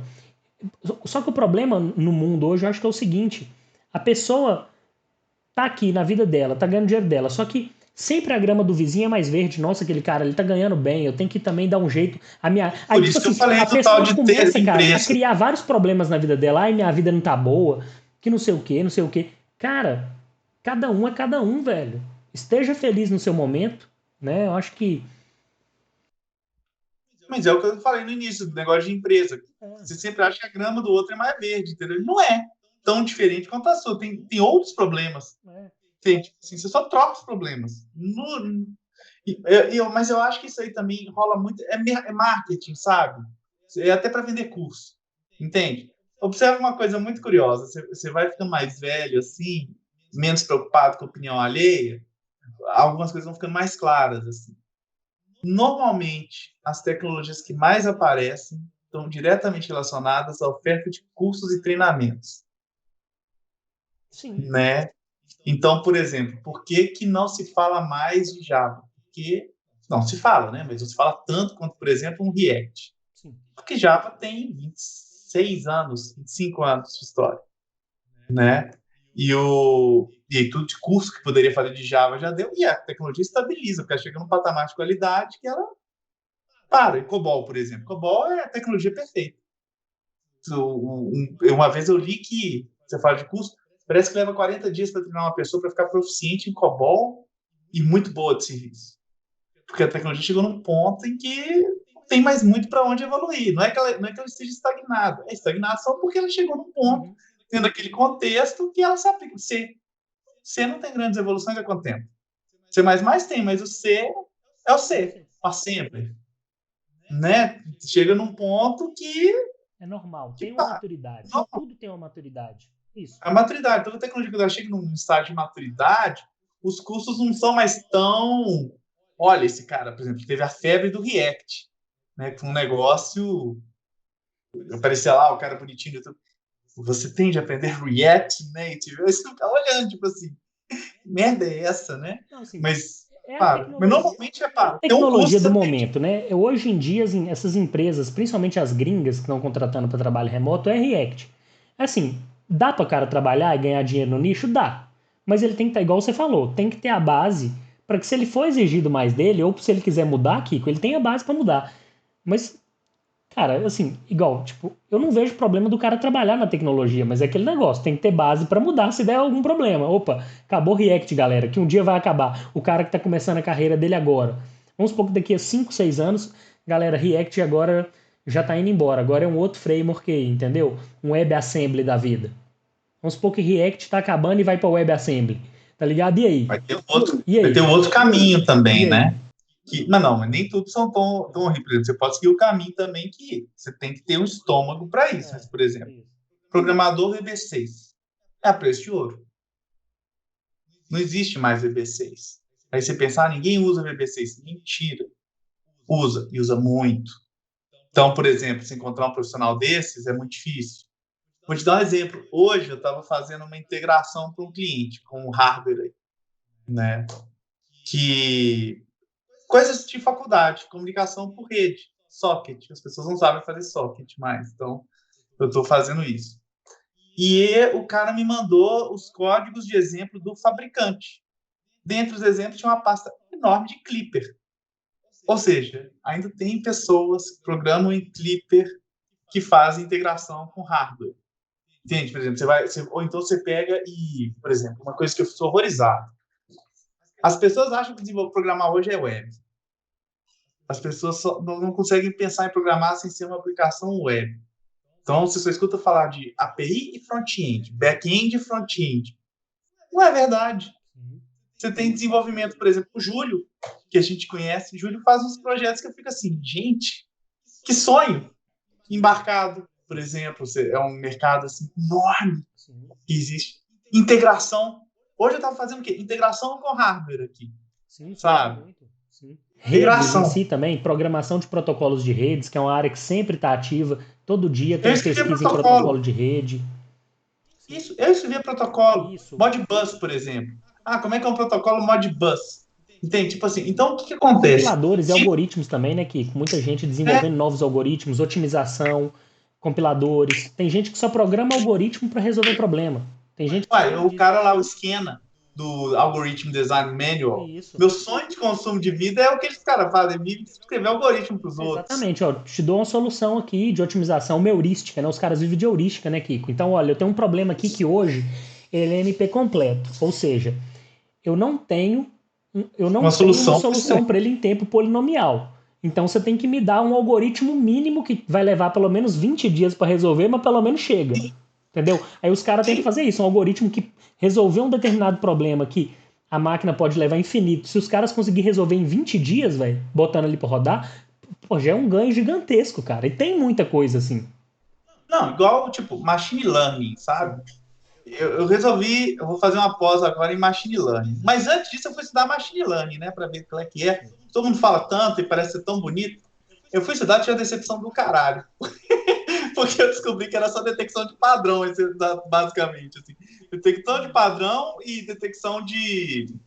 A palavra tá ruim, Não. de progressão linear. É matemática, Regressão. É, estatística. matemática isso.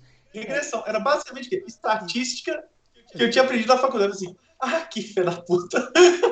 Só colocar na tem umas roupagem. coisinhas a mais, mas tem algumas coisas a mais. Tem umas coisas a mais, mas assim, o grosso, assim, gente, Isso. isso aqui eu vi na É, os faculdade, principais gente. problemas são classificação e regressão. Exato.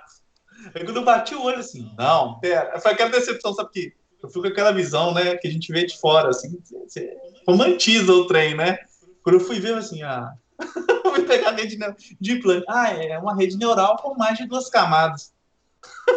Fiquei assim, não é possível. Exatamente. Tipo assim, Tipo assim, eu sei que eu tô brutalizando um termo. Eu sei que é muito mais que isso. Isso. Mas quando você tem a base, você consegue entender, entendeu? Exatamente, mas entender isso já é importante, porque, por É. exemplo, eles usam lá as random forests, né? Porque a diferença do machine learning para o deep learning é que o machine learning ele vai estar classificando novas entradas ou trabalhando com regressão aí para prever algumas coisas de acordo com dados passados e só. O que você tem de base ali é passado. No deep learning, por exemplo, você tem as máquinas, as ensemble machines, né, as máquinas de comitê, que você pega diversas técnicas de reconhecimento, diversos algoritmos diferentes e roda aquele problema, aqueles dados antigos e dados novos que a rede nunca conheceu, coisa nova Ela que ela, detecta o padrão e vai, tipo né? assim, e aí ela toma decisões como a nossa mente, dado que ela nunca viu, diferente do dado estatístico anterior que ela viu.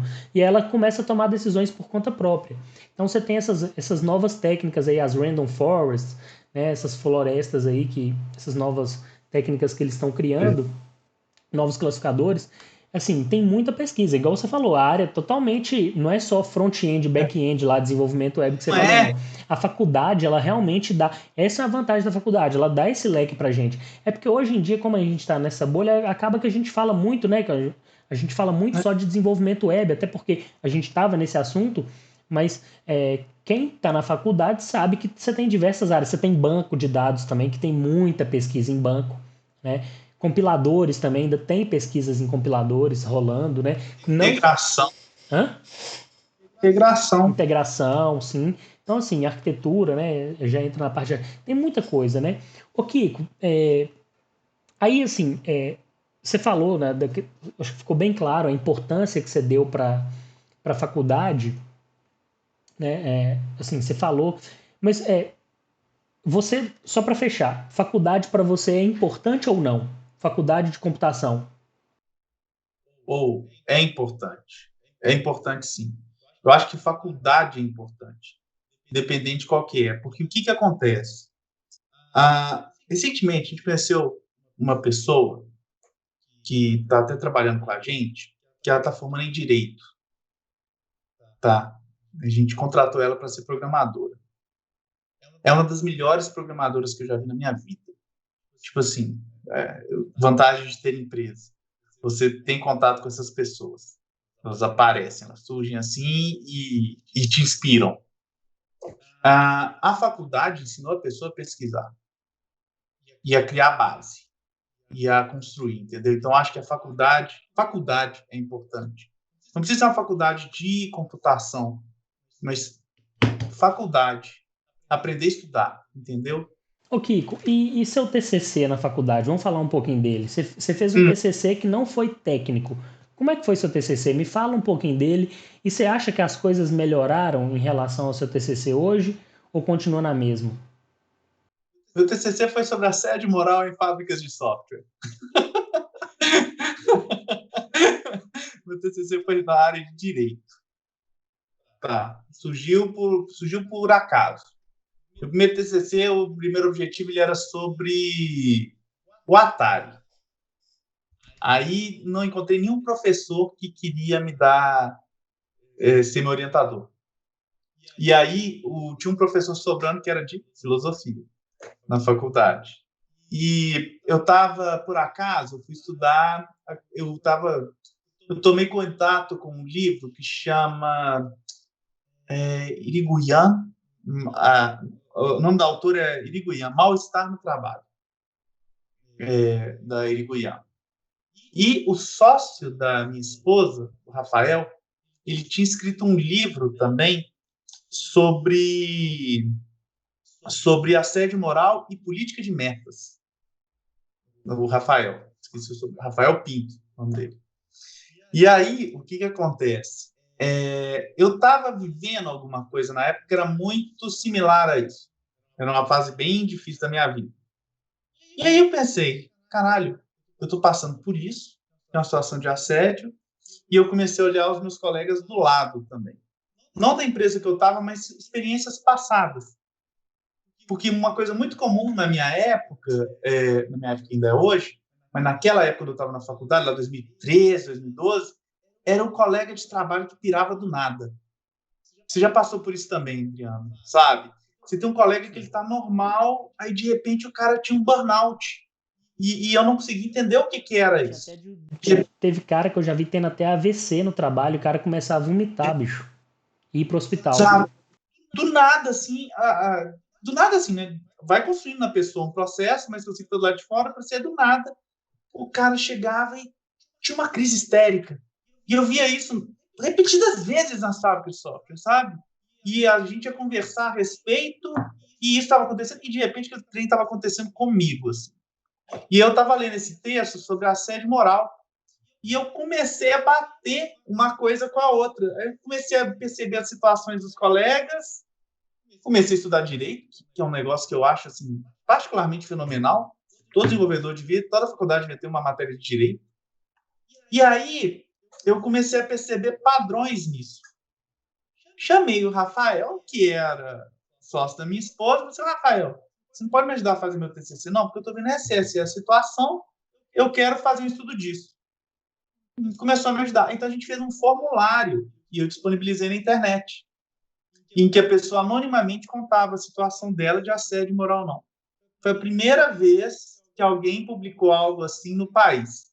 Eu publiquei no meu blog um formulário que estava no Google Forms, e as pessoas começaram a contar experiências sobre assédio moral comigo, né?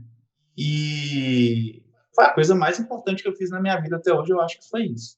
Porque até então ninguém tinha tocado nesse assunto, e eu tive a decisão de publicar o meu TCC na internet, abertamente, assim, porque eu achava que era importante para tornar claro uma situação que estava acontecendo, né?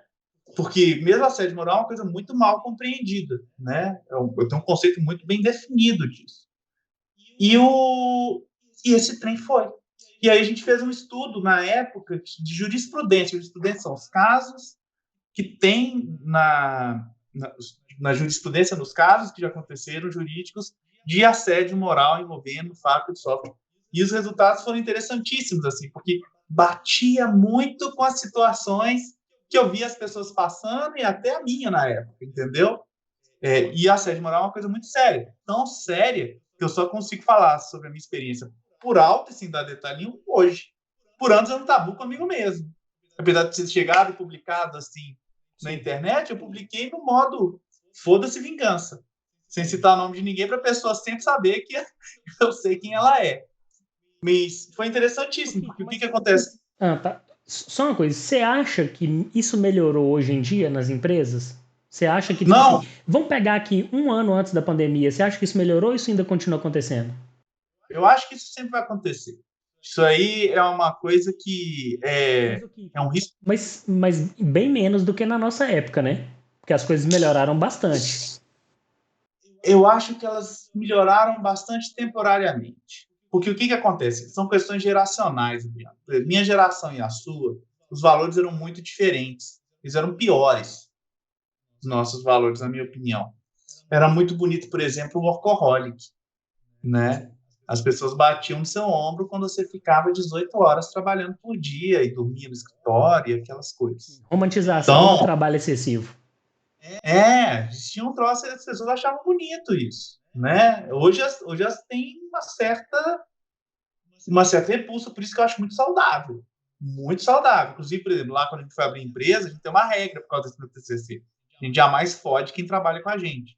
Na hora isso é exceção. Sabe por que eu falo que melhorou? Porque assim, eu falo da vivência, porque eu trabalhei de 2006, que fiquei no Rio de Janeiro de 2006 a 2009, e depois fiquei até 2014, 2015 trabalhando em empresa lá em Belo Horizonte.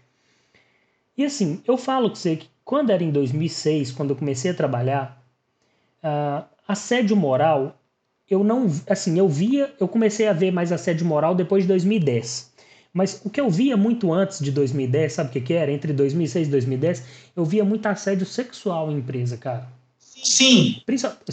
O gerente que ficava fazendo gracinha pra Sim. cima de funcionária. Isso eu via demais. Eu até tipo assim, isso foi uma coisa que eu comentei em off com um colega meu, que trabalhou comigo naquela época, que a gente falava, cara, você lembra de umas meninas que tinha? como que tinha assédio sexual, que os gerentes chegavam assim pra cima delas com a zona, assim, ó, chegava do lado assim, falando gracinha, entendeu? Tipo, meio que dando as cantadas dentro de empresa. Sim. Cara, isso rolava demais. Hoje já não rola. Fulana tá aqui pra embelezar o ambiente. Exatamente, nossa. E tipo assim, chegava e metia, nossa, você tá linda demais, não sei o quê. E, tipo assim, essas coisinhas sem graças. E hoje, pelo menos isso hoje, eu acho que não tá rolando dentro de empresa. Não, discordo. Tá rolando isso ainda aqui? Eu acho que assim, o que aconteceu é o seguinte, houve uma melhora na conscientização das coisas. Houve um apoderamento, graças a Deus que está havendo cada vez mais, das pessoas que não são binárias e da mulher. A mulher se valorizou muito mais. Então, era muito comum, era revoltante você ver esses trem acontecendo, e acontecia em tudo quanto era lugar. Por exemplo, a pessoa era homossexual, ela era muito mal vista no trabalho. Sim. Né? Teve uma experiência que acreditaram que eu era homossexual e começaram a me discriminar. Já aconteceu. Não, eu já vi isso demais dentro de empresa. Não, isso comigo. Não, então, assim, eu já vi isso senti na pele. Na época. Então, é complicado. E teve essa melhora significativa, sabe? Então, o que acontece? As pessoas, agora, quando acontece algo, elas conseguem sair daquilo e pôr a boca no trombone, que é o que elas devem fazer. Mas uma coisa é o que a pessoa deve fazer, uma outra coisa é o que a pessoa consegue fazer. Conseguir fazer uma coisa dessa é muito difícil, sabe? Por exemplo, as pessoas elas soltam comentários preconceituosos, do tipo, fulana apanha de ciclano, por que ela não faz nada? É porque a pessoa não consegue fazer isso, sabe? É difícil. Igual aquele comentário que fala assim, mas um comentário, um dos mais idiotas e machistas que tem, que fala assim, a mulher também não quer receber cantada porque vai com a roupinha curta. Isso não tem nada a ver, velho. A pessoa vai com a roupa que ela quiser, velho. A pessoa vai com a roupa que ela quiser pro trabalho, mano. Se exploda. Mas eu vou te dizer uma coisa que eu observo. Você não tem intimidade nenhuma pra falar nada com ela, cara. Entendeu? Mas o primeiro processo seletivo da ITESP foi uma coisa muito impressionante, que é o seguinte, a gente não esperava receber tantos currículos, a gente recebeu muitos currículos mesmo. E os currículos de mulher me impressionaram demais o seguinte, todos que eu recebi eram iguais.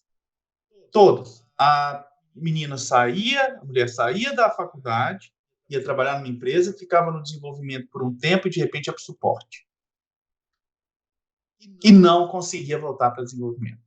Pegava a pessoa, ela ia para o desenvolvimento e movia a mulher para uma outra situação. Eu não tenho lugar de fala para falar disso, eu não sei como é que é ser mulher, entendeu? Não sei como é ser gay, não sei como é ser... Mas eu percebi esse padrão nos currículos, entende, Adriano? Você via que eles pegavam a pessoa e colocavam ela em outras áreas, mas não deixavam a pessoa ficar no desenvolvimento. E aí o que acontece?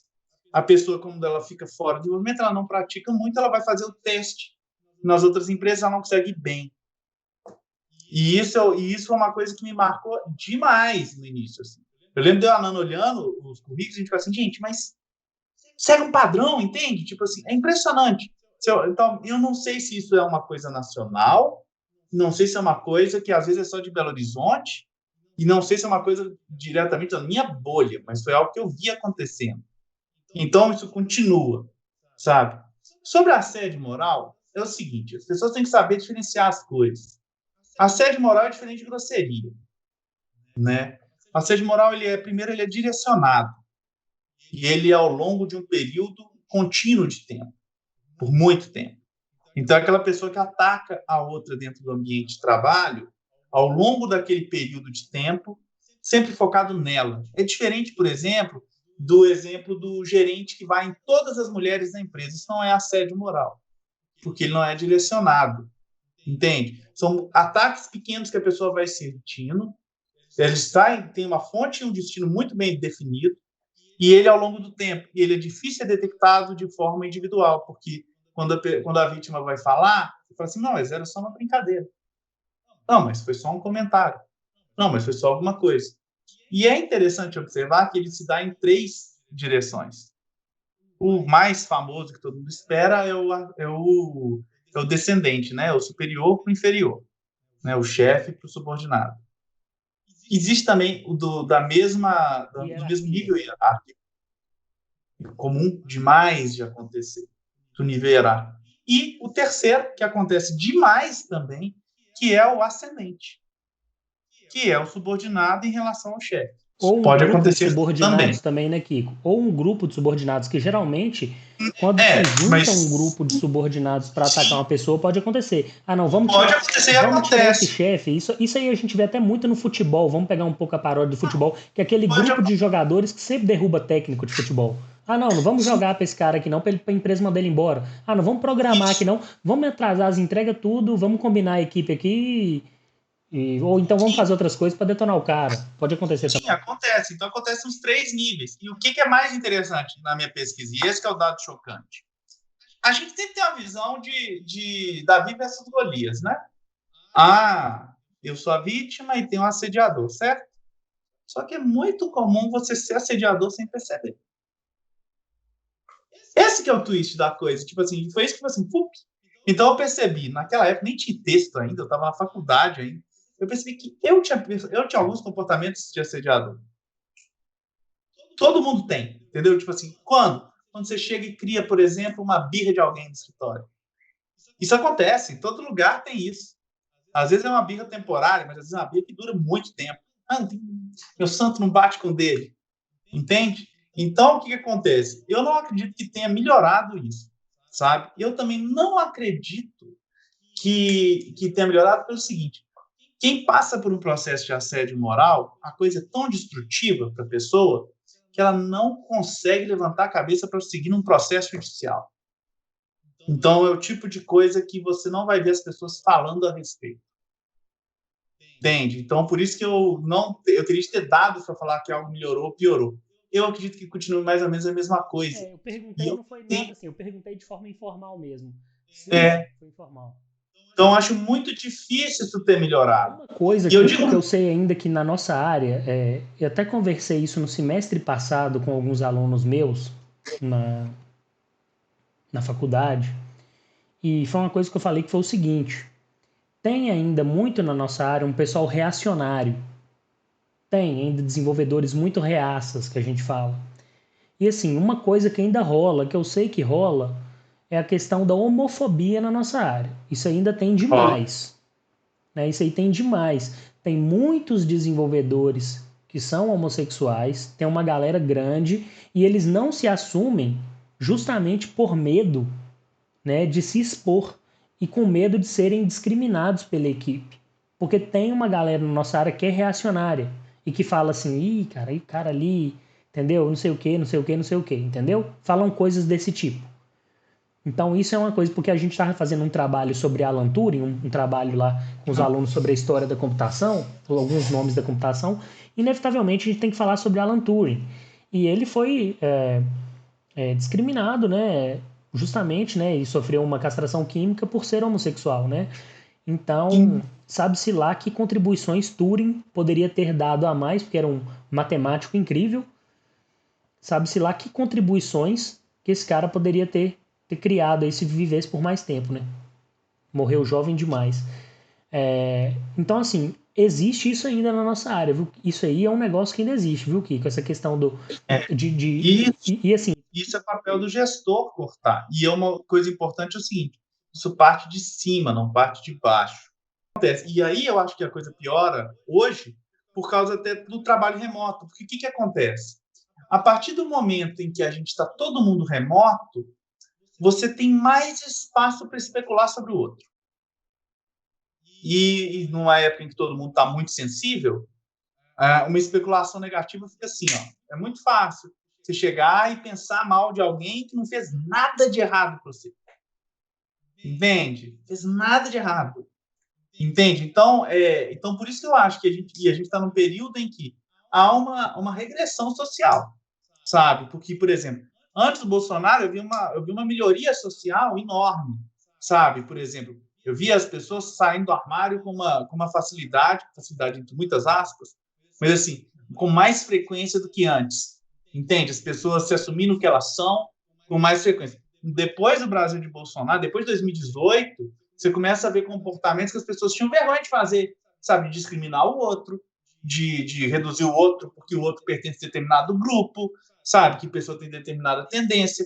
Então, eu acho que essas questões elas tendem a piorar agora num período em que, além de você ter um governo reacionário, você tem uma pandemia e você tem uma época no mundo em que, inegavelmente, está todo mundo infeliz, né? Então, eu acho que a tendência a algo piorar nesse sentido, eu acho que não é nem previsão, eu acho que é certeza de piorar. Hoje você está empregando quantas pessoas na Itesto? Deixa eu lembrar.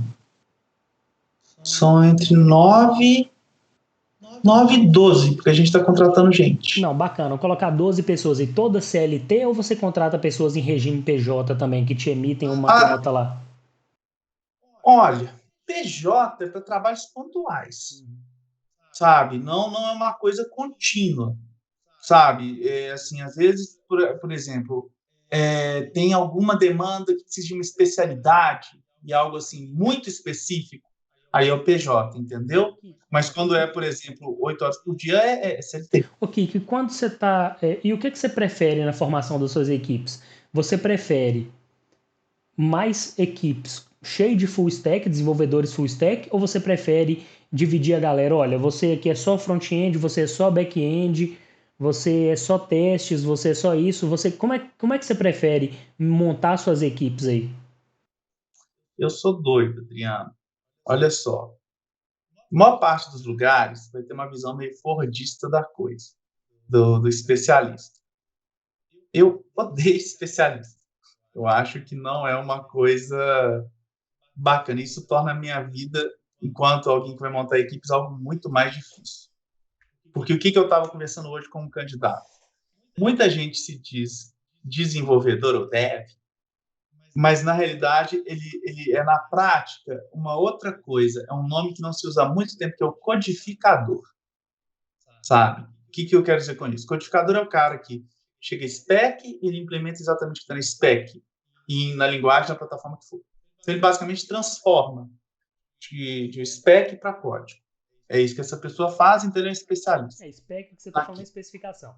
Especificação, né? Eu sou a favor de que todo mundo participe de todas as etapas do ciclo de vida de uma aplicação, de um sistema. Então, acho que todo mundo tem que ter alguma experiência na arquitetura para entender como que a coisa é projetada, na construção, na evolução, na manutenção, na qualidade, no suporte ao usuário. Eu acho particularmente importante que quem vai desenvolver sinta a dor do usuário, então que use aquele negócio que ele está programando, porque um grande problema é que as pessoas só programam, elas não usam o que elas fazem, por isso que tem tanto software bosta aí. Então, por exemplo, que ele tenha um contato com o suporte e que ele tenha o contato também até, e isso é muito importante, com uma coisa que ninguém fala, e eu acho que você nunca viu esse termo ser usado, descomissionamento do sistema, né? Que é quando o sistema deixa de ser usado. Como que você faz um descomissionamento de um sistema? Porque o que acontece? Eu acho que existe uma visão pessoal minha, tá? Não sei se eu estou certo disso, e eu acho que eu estou um pouco errado. Mas eu acho que aquela visão do cara no cubículo, chega um documento para ele no e-mail e ele vai lá e implementa aquilo, eu acho uma vida muito limitada. Entende? Tipo assim, quando eu fui abrir empresa é porque eu ficava meio horrorizado, assim, sabe? Tipo, eu ficava pensando há alguns anos, assim, putz, eu acho que chegando essa spec para mim, eu vou ter que fazer o trem idêntico. Tipo, meu trabalho é ficar montando quebra-cabeça. Eu acho uma vida muito, muito limitada, assim. Pode ter gente que seja extremamente feliz com isso, mas eu não consigo ser feliz com isso, sabe? Depois vai aparecer algum podcast aí me xingando, mas eu acho uma existência muito, muito, muito limitada. Então, o que acontece? Quando a pessoa vai lá para a empresa e a gente tenta colocar ela nesse fluxo, tá? Claro que a pessoa não vai ser boa em tudo que é o famoso especialista em porra nenhuma. Mas isso dá para a pessoa oportunidade, tanto para ela quanto para a gente, descobrindo o que a pessoa é boa. Entendeu? E isso eu acho interessante. E mesmo que ela seja boa só numa coisa, é importante que ela tenha uma visão do que é o resto.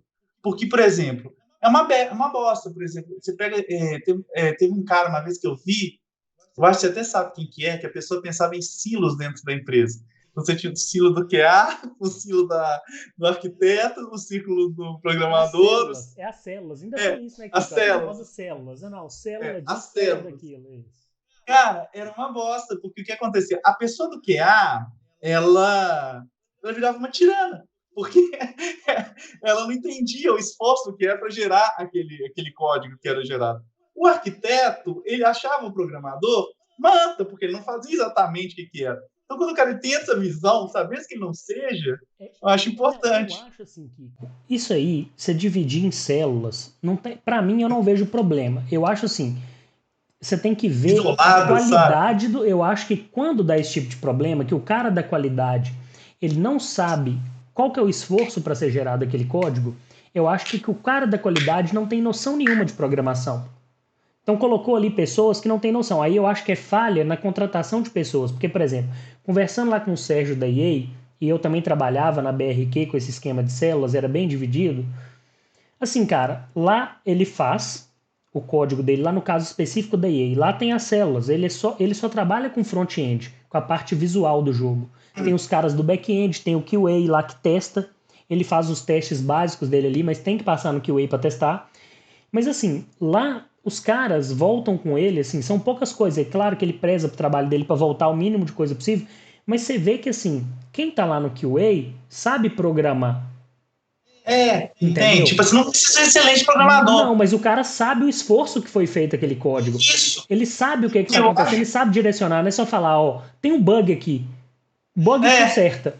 É diferente. Eu acho assim, quando tem essas células de cara do QA ou o cara lá do requisito que não sabe como que ele vai projetar o requisito, ele só fala sim para o cliente, não fala os problemas que a tecnologia não vai. O que a tecnologia pode, o que a tecnologia não pode fazer, é porque o cara não tem uma noção das coisas. Então, assim. E vira um tirano. E vira um tirano, exatamente, porque ele não tem vira conhecimento. Tirano. Exatamente. Vira um tirano. Então, assim, eu nunca gostei muito dessa visão, assim, isolada do mundo, não, sabe? Eu acho que todo mundo tem que saber um pouquinho de tudo. Não precisa saber, assim. Sabe para quê também, Adriano? Até para você respeitar o trabalho do outro. Sim. Eu acho que em empresas grandes, Kiko, de sucesso, Triple A's, esses caras que estão divididos, por mais que eles são divididos, eles sabem. Se você pegar lá o cara do QA e mandar ele desenvolver um pouquinho de front e de back, ele sabe. Mas hoje ele tá no QA. Da mesma forma que o cara lá no jogo lá do FIFA, lá, ele sabe desenvolver um pouco de back-end, ele sabe. Né? Até porque a linguagem do back-end e do front-end é a mesma. Então, eu acho que isso é coisa de empresa pequena que rola esse tipo de coisa. Empresa de gente de pouco conhecimento, com currículos fracos. Empresa que as pessoas têm muita educação, e educação forte, que eu estou falando de fundamentos sólidos, eu acho que esse tipo de coisa tende menos a acontecer. Né? Pessoas inteligentes tendem menos a fazer esse tipo de coisa. Né? É porque eu acho que é uma coisa muito, sabe de quê? Do gerente geral. É um gerente genérico que existe. E todas as áreas têm isso. E eu já vi isso acontecer em tudo quanto é mercado, sabe? Não é só TI, não. Então, por exemplo, empresa de engenharia. Você vê, cara, isso já vi acontecer. Tem os engenheiros que são os que fundam a empresa e são foda. Os caras curtem engenharia mecânica, engenharia elétrica. Aí, de repente, a empresa cresce. E eles contratam o puta do CEO genérico. E esse CEO, ele não entende, assim, sabe, a mecânica do jogo, do que o cara tá vendendo, sabe? Por exemplo, como que funciona uma engenharia hidráulica mesmo? Mas ele entende o quê? Ele entende a planilha dele. Coloca um administrador lá aqui, com um cara formado em administração. Não que ele, cara da planilha. Não que o cara, a administração seja ruim, um curso ruim. Mas, cara, o cara tem que entender da engenharia, ele tem que ter passado por tudo para estar ali, para estar gerenciando tudo. Falta empatia, sabe? Então, tipo assim, é uma coisa meio que eu penso até naqueles monstros que tinham no nazismo, o Eichmann, sabe? Que tinha uma planilha para matar as pessoas, sabe? Para fazer de uma forma. É a mesma coisa. Eu vejo esses gerentes assim, que o cara ele entende tudo de PMBOK, tudo de Agile, mas ele não entende o core business. Aí o que acontece? Os engenheiros foda vão ficando negligenciados. Aqui, fato, isso aqui é fato meu. De 2006, eu trabalhei de 2002 a de 2004 a 2006 eu fiz estágio. Aí metade de 2006, segundo semestre de 2006 até 2015, nas empresas que eu trabalhei, tá? Entre analista de negócios até desenvolvedor. Kiko, não tinha nenhum gerente de projetos que eu tive E foram muitos, tá? Muitos. Nenhum sabia uma vírgula de programação, velho. O cara não sabia declarar um for em Java, um for em Pascal. Os caras falavam assim, não, isso é coisa de faculdade, eu nem lembro mais disso. Entendeu? Você tá me O cara entendendo, velho? perde. O cara, O cara velho, perde. tipo assim, o cara virou um administrador. Não que o curso de administração seja ruim, mas, velho, o cara virou um administrador de empresas. Cara, não, é o que você falou, empatia. Sabe? Se você não tem empatia com o outro, cara, fica muito difícil. Cara, gerente de projetos de TI tem que ser um cara de TI, velho. Pra você chegar e conversar com um cara ali no almoço. Sei. Aí tem que. Entendeu? Não sei. Olha, eu já tive gerentes que não eram de TI e que eram excelentes. Eu acho que o que tem que ter, e é muito importante no gerente, no gestor, eu acho que ele tem que ter um exercício contínuo de compaixão. Porque o que acontece? Você está lidando com gente, sabe? E gente não é fácil gerenciar. Gente é imprevisível. Gente acorda um dia de mau humor, no outro dia acorda feliz. Um dia produz 0,5, no outro dia produz 1 milhão. Então você tem que entender e você tem que entender até como você lida com gente, sabe? Que, por exemplo, não é todo mundo igual, sabe? Por exemplo, se você lê aqueles livros, né? Como fazer amigos e influenciar pessoas, com as formulinhas, né? Cara, não é todo mundo, por exemplo. Se um cara chega para mim, por exemplo, e encosta nas minhas costas com as mãos quentes, ele não está demonstrando, no meu caso, carinho por mim. Ele está me gerando asco. Para o outro cara, já é uma demonstração de carinho. Cada um é de um jeito, entendeu? Cada um é. Então, assim, então acho que o gestor ele pode até não entender nada, mas o que acontece? Quando o gestor ele tem compaixão, ele tenta entender o negócio que ele está gerindo, entende? E quando ele consegue entender, às vezes ele não é um especialista, ele reconhece que ele não é especialista na coisa, mas ele consegue, a partir dessa compreensão das pessoas, fazer a coisa andar. Por que eu estou dizendo isso? Que a melhor gerente de projetos que eu vi na minha vida é Maria Angélica, minha sócia Nana, advogada, sabe? Ela não entende programação. Quando ela foi gerenciar a iTexto, foi uma revolução para a gente, um upgrade em tudo. E quando ela foi pegando como é que a gente trabalhava, porque ela começou a fazer a primeira coisa que ela fez. Ela fez um curso de programação. Ela entrou no Programaria. É o que eu tô te falando. Ela quis, cara, conhecer o negócio. O que eu tô te falando porque a empatia. Tá cheio de cara aí hoje que não quer saber nada, velho. Não quer nem Não quer saber nada. Ele quer É isso que eu tô te falando. o Gantt Project. Exatamente, velho. Só faz Gantt Project e acabou, fi. E fala assim, quanto é que você me dá o prazo aí? Aí o desenvolvedor coloca pra ele lá um prazo. Ele fala, você tá me engambelando, tá dando um prazo muito grande. Não, pera aí. Vamos diminuir aqui. Fica querendo... É tipo aquele gerente de negociador de papo, velho. Duvida do prazo do desenvolvedor, duvida do desenvolvedor em tudo. Sabe? Eu vi uma... Desenvolvedor em tudo, cara. Não pode ir. Eu vi uma apresentação de um negócio chamado No Estimates, já ouviu falar? Não, nunca ouvi falar, não. Tem um movimento que chama No Estimates. Sem estimativas, É até interessante e tal. Eu discordo desse movimento, assim, porque eu curto fazer estimativa. E normalmente eu preciso até ser bem assertivo nelas. Mas o que eu estava escutando da argumentação dos caras, que é muito interessante, é o seguinte, que o problema que eles veem em estimativa é que ela não gera valor. Muitas vezes é exatamente o que você está falando. Você chega para a equipe e fala, olha, estima para mim quanto tempo mais ou menos que vai ser. As pessoas não sabem a diferença de estimativa e orçamento. A verdade é essa. E aí a pessoa chega e fala, vai dar tanto. Aí a pessoa solta aquele olhar, né? Aí começa a barganhar a estimativa do cara, e por isso não funciona. Entendeu? Então, assim, é bem por aí mesmo, assim. É complicado. Ô, Kiko, mas bacana. A gente tá chegando num tempo legal aqui da reunião.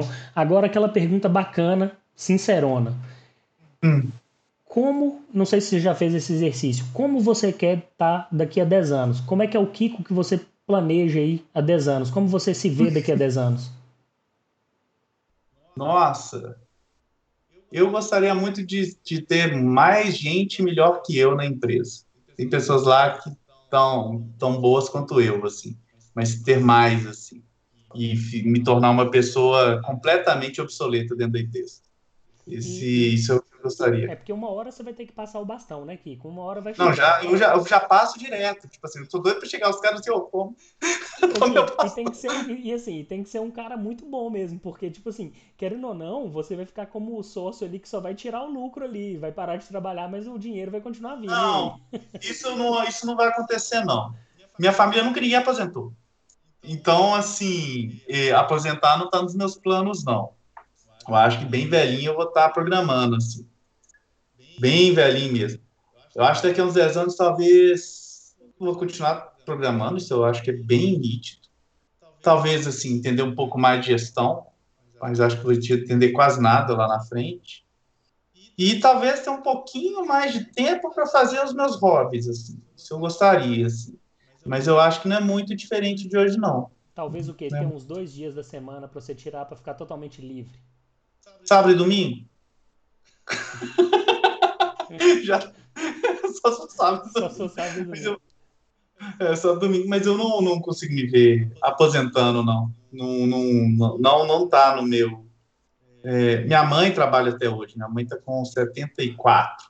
Meu avô morreu trabalhando, minha avó também, então não ter. A única pessoa que aposentou foi meu pai, não ficou muito tempo vivo depois que aposentou. Então, não me vejo aposentando assim. Ô, Kiko, E eu acho difícil prever depois de 10 anos no meio da pandemia, né? é, Convenhamos.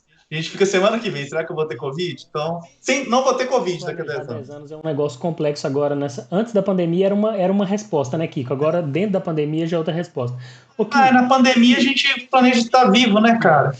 Kiko, para fechar, o que você deixa aí de últimas palavras para quem está assistindo, para quem está começando na área e para quem já está na área e tem uma experiência? O que são suas dicas? O que você deixa assim como um aprendizado? Para quem está começando, eu acho que é muito importante não deixar subir a bola demais. Isso é muito bom, porque você consegue ver um caminho para você estar lá no topo. Entende? Isso eu acho bacana, assim. E tentar buscar a base das coisas, eu acho que é o mais importante de tudo, sabe? Algoritmo, estrutura de dados, é o que é o que matemática. Eles falam que matemática é inútil, isso é mentira. Eu acho que isso é muito importante, sabe? Muito. E ver se realmente gosta desse trem, porque é muito difícil, sabe? Se você curte, as dificuldades elas são boas, né? Quando vem um problema cabuloso para você resolver, você curte aquilo. Normalmente é assim que você sabe se a área que você gosta, né? Parece um problemaço, você fica feliz resolvendo o problema, assim. Quando resolve, foi, né? Não consegue dormir, você sofre o tema quando vai. E aí você conta para os amigos com orgulho que você resolveu, ninguém entende porra nenhuma, mas você fica feliz fazendo aquilo. Então, eu acho que isso é importante, sabe? Assim, verificar se realmente quer. Especialmente porque inflacionou-se muitas coisas e os ganhos, e isso é efêmero, tá?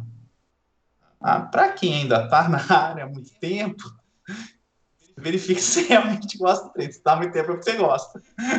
Senão você ia ter feito outra coisa, não tem muito o que falar, não. Não, Mas para quem está começando, eu olharia isso. não, bacana. Então, pessoal, Kiko, primeiramente, né, te agradecer pelo papo. O papo foi muito bom, espero que você tenha gostado. Eu gostei Foi bastante. massa.